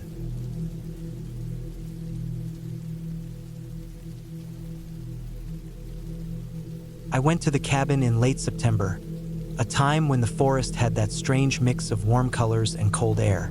The drive was long, almost 8 hours from the city, and by the time I reached the dirt road that led to the property, the sun was already lowering behind the tree line. The cabin sat deep in the woods, down a narrow path barely wide enough for my truck. There were no nearby neighbors, no cell service, and no paved roads past the last 20 miles. I had been there before, but only in summer, and the place always felt more open then, easier somehow. In autumn, the trees closed in more, their leaves falling in slow, soundless drifts, making the air heavy with that damp, earthy smell. The cabin was a single-story wooden structure, old but sturdy, with a wraparound porch and a small shed about 30 yards away. There was a lake about half a mile downhill, and behind the cabin, the forest stretched for miles, no trails, no signs of life except for the occasional animal tracks. The front door stuck a little when I opened it, the wood swelling from the recent rains, and the smell inside was a mix of dry pine and stale air. I unpacked slowly, stacking canned food in the kitchen and bringing firewood inside. My plan was simple: stay for a week, do some fishing, read, and just get away from the noise of life. That first night, the quiet was almost too much.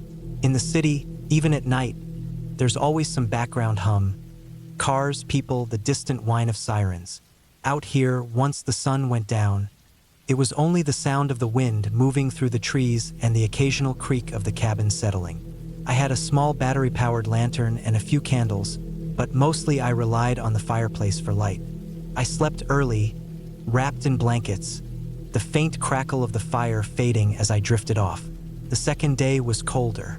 I woke up to a thin layer of frost on the porch railing. The air had that sharp, metallic bite that comes right before the real cold sets in. I decided to walk to the lake before breakfast. The trail wasn't marked. I just followed the slope downhill, using landmarks I remembered from past visits. The lake was still and gray, a mirror for the dull sky above. I stayed there for a while, just listening before heading back. About halfway up, I noticed something strange. A fresh boot print in the soft earth. It wasn't mine. The tread was different, deeper and wider. I knelt down, touched the edge. It was fresh enough that the dirt was still damp inside it. At first, I thought maybe a hunter had passed through, though this area was far off the usual hunting trails. I didn't see any others nearby, so I let it go. Back at the cabin, I spent most of the day chopping wood and reading by the fire. That night, I woke up around 2 in the morning without knowing why. The fire had died to embers, and the cabin was dark. It took me a moment to realize I had heard something. A faint crunching sound, like footsteps on frozen leaves, somewhere outside. I stayed still, listening. The sound came again, slower this time, and then stopped. I waited a long time before moving, finally convincing myself it was an animal, a deer, maybe. I got up, added wood to the fire, and went back to bed.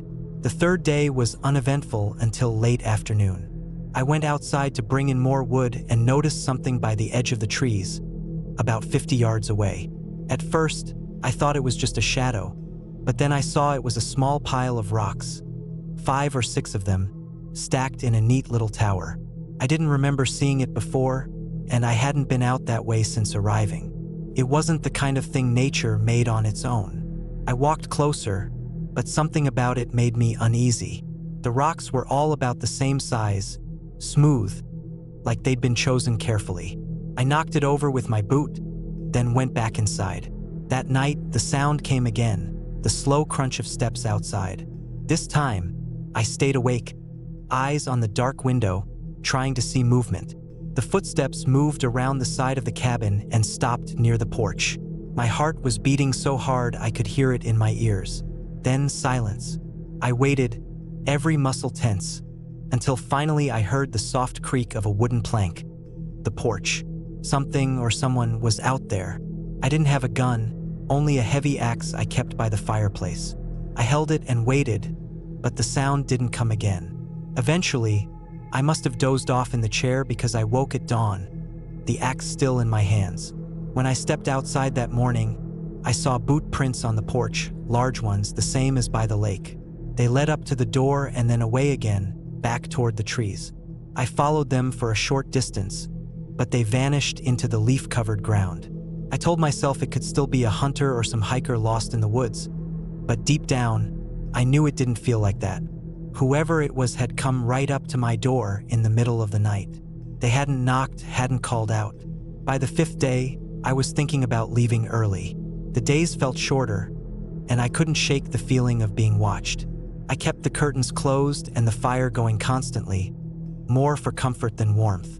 Around midday, I went to the shed to grab more firewood. The shed door was open. I was sure I'd closed it before. Inside, things were out of place. A coil of rope had been unrolled and lay in a loose pile on the floor. My small fishing knife, which I kept on a shelf, was gone. That night, I barely slept. Every noise outside made my stomach knot. The wind in the trees sounded like whispers. Sometime after midnight, I heard the footsteps again, but they were faster now, moving quickly around the cabin. There was a short, sharp knock on the wall. Not the door, the wall, and then silence. I sat there until the sun came up, the axe in my hands, my throat dry. On the last morning, I made the decision to leave. I packed quickly, loaded the truck, and went to lock the cabin. That's when I saw it. Another stack of rocks, right at the bottom of the porch steps. But this time, there was something different. My missing fishing knife was stabbed into the top rock. The blade pointed upward. I didn't touch it. I just got in the truck and drove. The dirt road seemed longer on the way out, the trees pressing in on both sides. I didn't stop until I hit the first stretch of pavement and saw bars appear on my phone screen. I pulled over and sat there for a long time, breathing hard, my hands shaking. I never went back to that cabin. I didn't even go to collect my things. I sold the property through an agent without setting foot there again. Sometimes, though, late at night, I still hear it in my head. That slow, deliberate crunch of footsteps on frozen leaves, getting closer. And I still think about the fact that I never saw their face.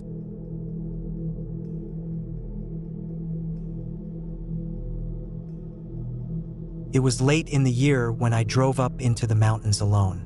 I had rented a small cabin that sat far from the main road, deep inside a thick forest of pine and spruce. The reason I had gone there wasn't anything dramatic. I had been tired from work, tired of noise, tired of the endless stream of screens and emails, and I wanted a few days where I didn't have to speak to anyone. The listing for the cabin had promised no Wi-Fi, no cell reception, and no neighbors within half a mile. That sounded perfect at the time. I had packed more food than I needed: canned beans, pasta, rice, oats, coffee, even a few vacuum-sealed packs of meat that I kept in a cooler. I had brought my own firewood in the truck bed, even though the ad said there would be plenty stacked on the porch. I just liked to be prepared. Along with that, I had an axe, a hunting knife, a decent first aid kit, a big flashlight, and extra batteries. The drive up was long, almost 4 hours from the last gas station. The final stretch was a single-lane dirt road that twisted up through the trees with steep drops on one side. There were no signs, just a small wooden marker nailed to a tree that told me I was near. The cabin was exactly what I had pictured: small, one room with a loft above the bed area. The wood was dark from years of weather, but the inside was clean and simple. There was a small kitchen counter with an old propane stove, a sink with a hand pump for water, and a wood stove against the far wall for heat.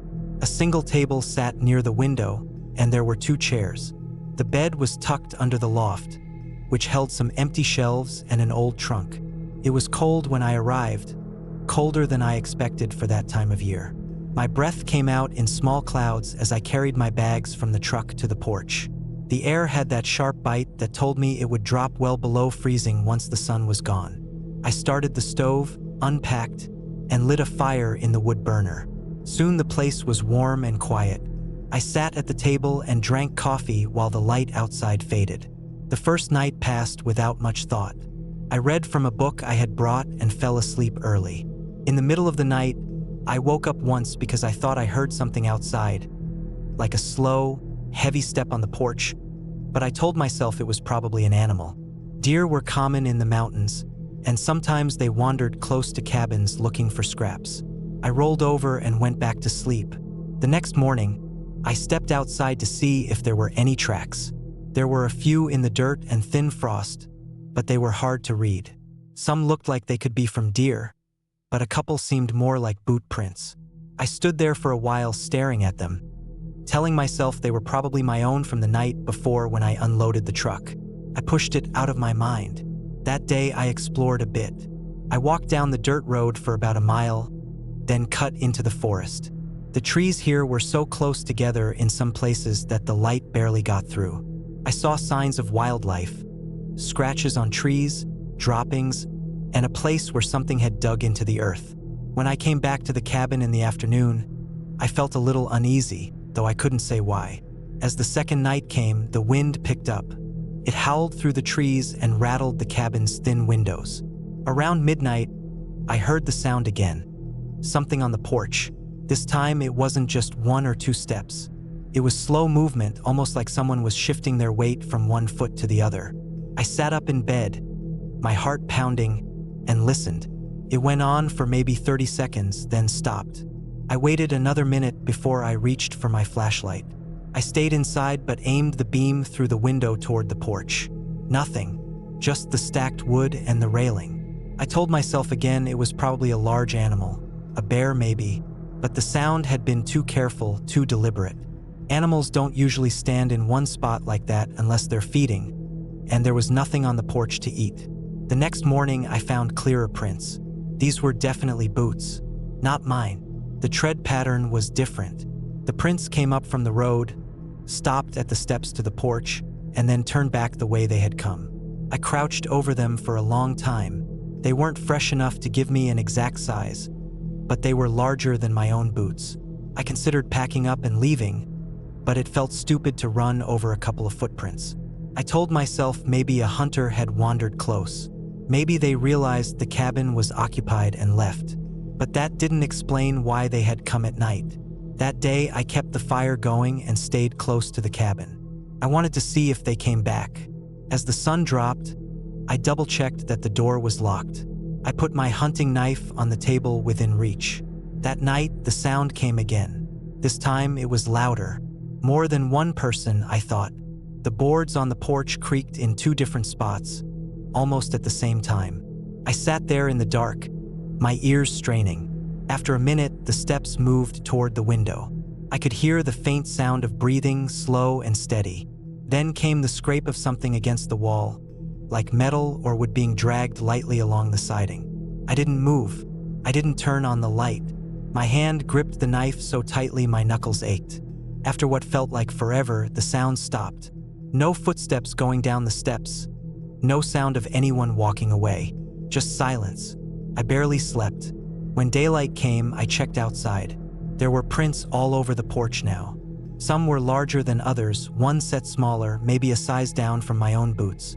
I scanned the tree line, half expecting to see someone watching me, but there was nothing. I spent most of that day thinking about my options.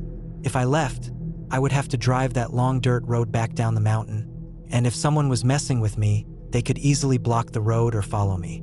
If I stayed, I could try to catch them or at least be ready. That evening, I moved the table so I could sit near the front window with the flashlight in one hand and the knife in the other.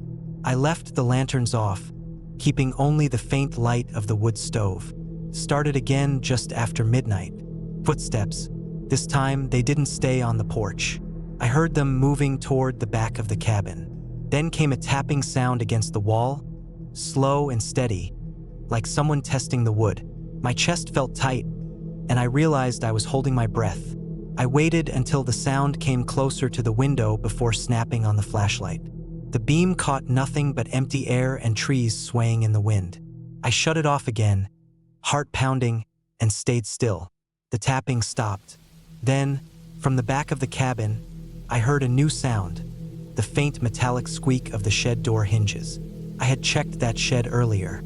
It was about 15 feet behind the cabin and had an old lock on it. I had assumed it was for tools. Now someone was trying to get inside. I stood up slowly, moving toward the back window. The wood stove gave just enough light for me to see a shape through the glass. A person, bent slightly, their hands on the shed door. They were wearing a dark jacket and a beanie pulled low. I didn't stay to watch more. I stepped back, trying not to make the floor creak. I thought about going for my truck and driving off right then, but the keys were by the door, and whoever was out there was between me and it. The person at the shed stopped what they were doing. They turned their heads slightly as if listening. Then they walked away into the trees. I didn't sleep at all after that. I sat with the flashlight in my lap until the first light of morning came through the window. Then I packed everything I could into my bags. I loaded the truck in record time. Before I left, I checked the shed. The lock had been cut. Inside were only a few rusted tools, some empty crates, and a broken chair. I drove down the mountain fast, every turn feeling like it might be the one where I'd see someone standing in the road. I didn't see anyone. I didn't stop until I reached the gas station hours later, and even then, I kept looking at the tree line, half expecting to see that dark jacket. I never went back to that cabin. I never even asked the owner about the shed or the footprints. I didn't want the answers. All I know is that someone was there, and they weren't lost, and they weren't looking for help. They came at night, and they wanted something. And if I hadn't left that morning, I might have found out what it was.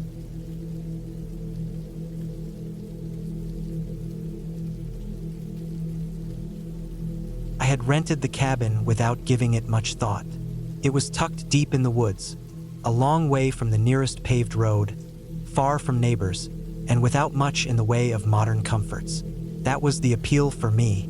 I had been feeling worn down from weeks of work and constant noise in the city, and I thought being somewhere quiet, far from people, would help me reset. The photos online showed a weathered wooden structure with a small porch and a tin roof, surrounded by tall pines and a carpet of leaves and moss. I booked it for a week, expecting peace, quiet, and maybe a little boredom. The drive there took longer than I expected. The main road gave way to a narrower one, then to cracked pavement, and eventually to a dirt track with deep ruts and mud puddles from recent rain. It was already mid-afternoon when I pulled up in front of the cabin. The air was cooler than in the city, with that damp, earthy smell you only get in the woods. I could hear the wind moving through the branches overhead, making the old roof creak a little. It was still bright enough that the place didn't seem creepy, just old and worn down. The inside was basic. One small bedroom, a narrow kitchen with a propane stove, a table pushed against the wall, and a living area with an old couch and a wood stove. The wood floor was uneven in places, with scuff marks and water stains. A single small bathroom was tucked in the corner. There was no TV, no Wi-Fi, and the cell signal was already gone by the time I'd turned off the main road. I liked that. It made it feel like I could really disappear here for a while.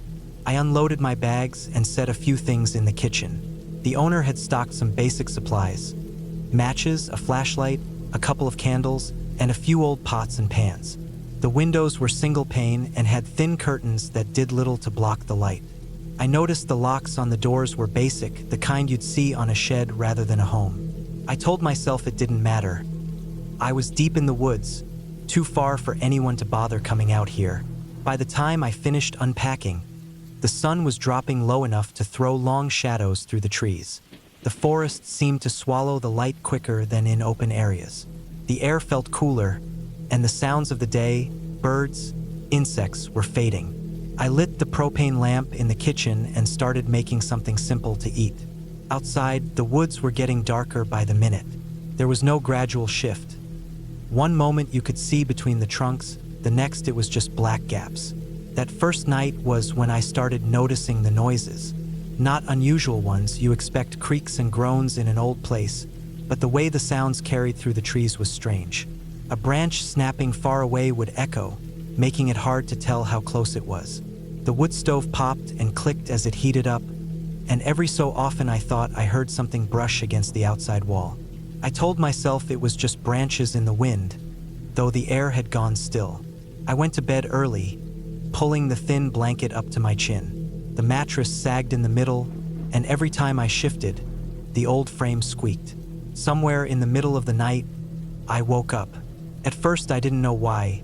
There was no clear noise, no sudden movement, but I had that prickling feeling you get when you know something's different. The cabin was silent, but outside I heard what sounded like slow, heavy steps in the leaves. Not a deer. I knew how light and quick those sounded.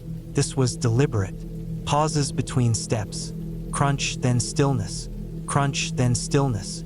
It circled slowly, almost like it was tracing the edges of the cabin. I stayed perfectly still, holding my breath.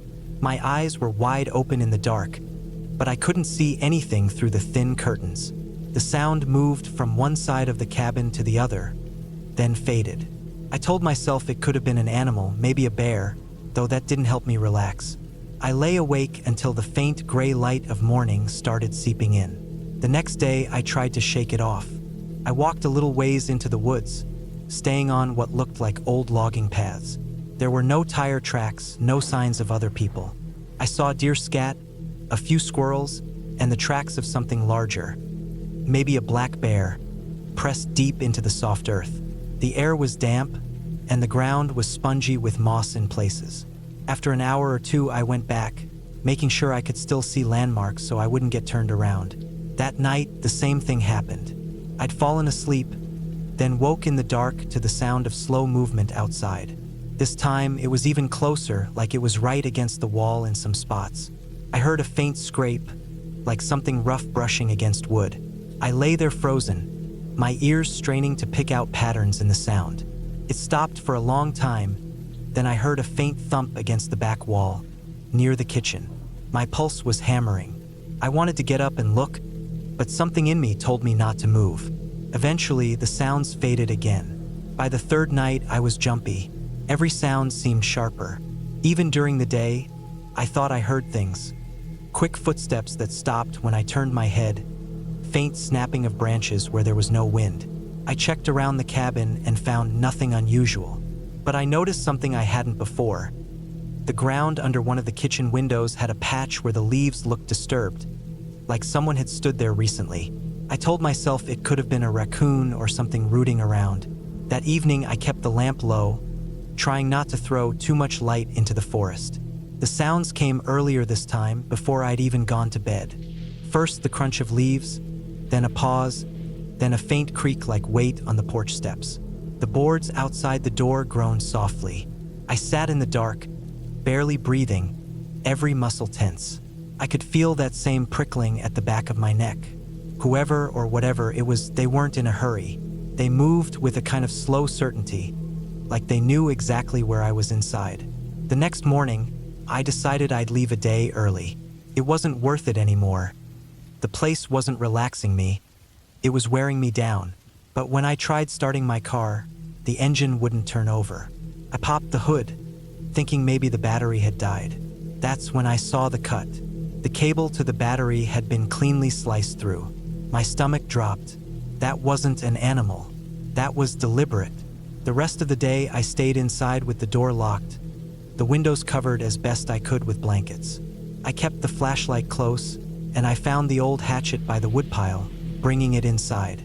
The forest stayed unnervingly quiet. No birds, no rustle of squirrels, just stillness. As night fell, I heard the first step in the leaves. Slow, heavy, and closer than before. I gripped the hatchet until my knuckles ached. They came right up to the wall, moving along it with those same measured steps. The sound circled, then paused by the door. I heard the soft creak of the porch again, then the faint sound of the door handle being tested. Just a small click as it moved slightly. My breath was loud in my ears. They stayed there for a long time. Then I heard them step off the porch and move toward the back of the cabin. A faint tap on the kitchen window. Then nothing. I didn't sleep. I sat in the dark until morning, every sound making me flinch. At first light, I packed my things and started walking down the dirt road, leaving the car behind. It was a long, silent walk, no cars, no houses. After a couple of miles, I saw the first sign of another person. A pair of fresh boot prints in the mud, heading toward the cabin. They were deep, wide, and recent, made within the last few hours. My chest felt tight, and I kept moving, not stopping to think about it. By the time I reached the main road and found help, I was miles away. I never went back for the car. I let the rental company handle it. They told me later it was found with the doors open and the inside rifled through. No one was ever caught. Even now, months later, I still wake up some nights thinking I hear those slow, deliberate steps in the leaves outside.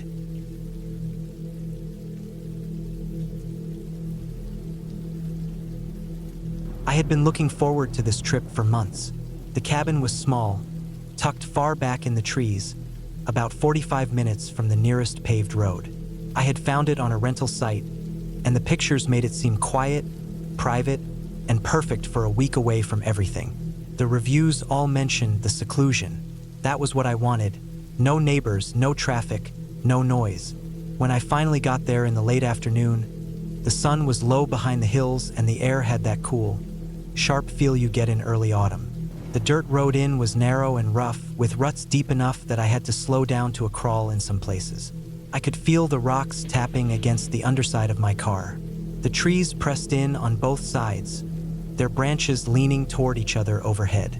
I didn't pass a single car or house once I left the highway. The cabin sat in a small clearing surrounded by thick woods.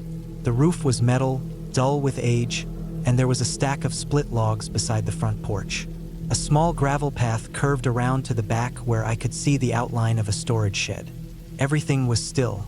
There were no bird sounds, no wind, just the crunch of my shoes on the gravel as I got out of the car.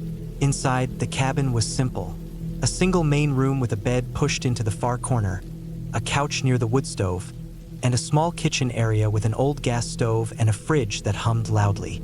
The air smelled faintly of pine and old wood smoke. The floor creaked with every step. I unpacked slowly, taking my time, because there wasn't much to do after the sun went down. There was no TV, no internet, and barely enough cell service to get a text out if I stood near the front window. That was fine with me. I had books, a notebook, and plans to spend most of the days hiking the trails that supposedly wound through the hills behind the property. By the time I had a small fire going in the wood stove, it was fully dark outside. The kind of dark you don't get in the city, where the blackness presses against the windows like a solid thing. I could hear the occasional crack from the stove, and once or twice I thought I heard something faint outside. Maybe a branch snapping under its own weight or leaves shifting, but it was so quiet that each little sound felt louder than it probably was. That first night was uneventful, though I didn't sleep well. I wasn't used to the stillness. In my apartment, there was always the hum of traffic in the distance or a neighbor's TV through the wall. Here, the silence felt almost too heavy, like it made my ears strain for something. I woke up several times, sure I had heard something faint outside, but it always faded before I could really tell. The next day, I set out on one of the trails I had read about. It started behind the shed and wound up into the trees. The air was cool but dry, and the leaves on the ground made a constant crunch under my boots. The forest felt endless. Trees in every direction, the ground sloping up and down in ways that made it hard to keep track of which way I was facing. I hiked for a couple of hours before turning back, following the path carefully. Still, for a brief moment, I wasn't sure I was heading the right way. The light through the trees shifted, and the path seemed to fade in some spots. My chest tightened a little, but then I saw the shed roof through the trees and felt relief. When I got back to the cabin, I noticed something odd. The gravel in front of the porch looked disturbed. There were a few scuff marks, like someone had stepped there, but not quite footprints, just areas where the small stones were pushed aside. I figured it could have been an animal, maybe a deer coming close to sniff around. That night, the noises outside were more frequent. A faint crunch of leaves, then nothing. A small sound near the porch steps, then silence. I told myself it was wildlife, raccoons maybe, but my mind kept circling back to those disturbed stones. On the third morning, I woke up to find something that made my stomach tighten. In the soft dirt by the side of the cabin, there was a clear print, a shoe print, not mine. I knelt and studied it. It was fresh enough that the edges hadn't crumbled, maybe left sometime during the night or early morning. I walked the perimeter of the cabin slowly, looking for more. I found 2 faint prints leading toward the trees at the back. They didn't come from the trail. They came from deeper in the woods. I told myself it could be from before I arrived. Maybe someone had been here recently, someone maintaining the place. Still, it didn't sit right with me. That day, I stayed close to the cabin. I read on the porch and kept my eyes on the tree line. Once, around mid-afternoon, I thought I saw something move far back in the woods, a flicker of shape between the trunks. When I stared, there was nothing. By sunset, I was tense. I stacked more wood by the stove, checked that the door was locked, and even pulled one of the kitchen chairs in front of it. The wind had picked up, making the trees sway, and each time a branch tapped against the cabin, my shoulders tightened. I didn't sleep much that night. At some point, maybe 2 or 3 in the morning, I woke to a sound. Not the random cracks and rustles of the previous nights. This was steady. Slow, deliberate steps on gravel. They crunched softly, paused, then crunched again. They were right outside. I stayed still, barely breathing. The steps moved from the front porch area around toward the side. I could hear faint brushing against the cabin wall, like someone's sleeve or shoulder sliding past. Then, nothing. I waited, straining to hear, but it was silent again. I stayed awake until the faint light of dawn came through the curtains. When I finally stepped outside, my heart was thudding. The gravel showed it clearly this time. Prints leading from the trees to the porch, then around the side. They stopped near the back corner of the cabin. I checked the shed, still locked.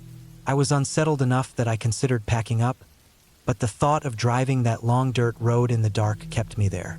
I told myself I'd leave in the morning.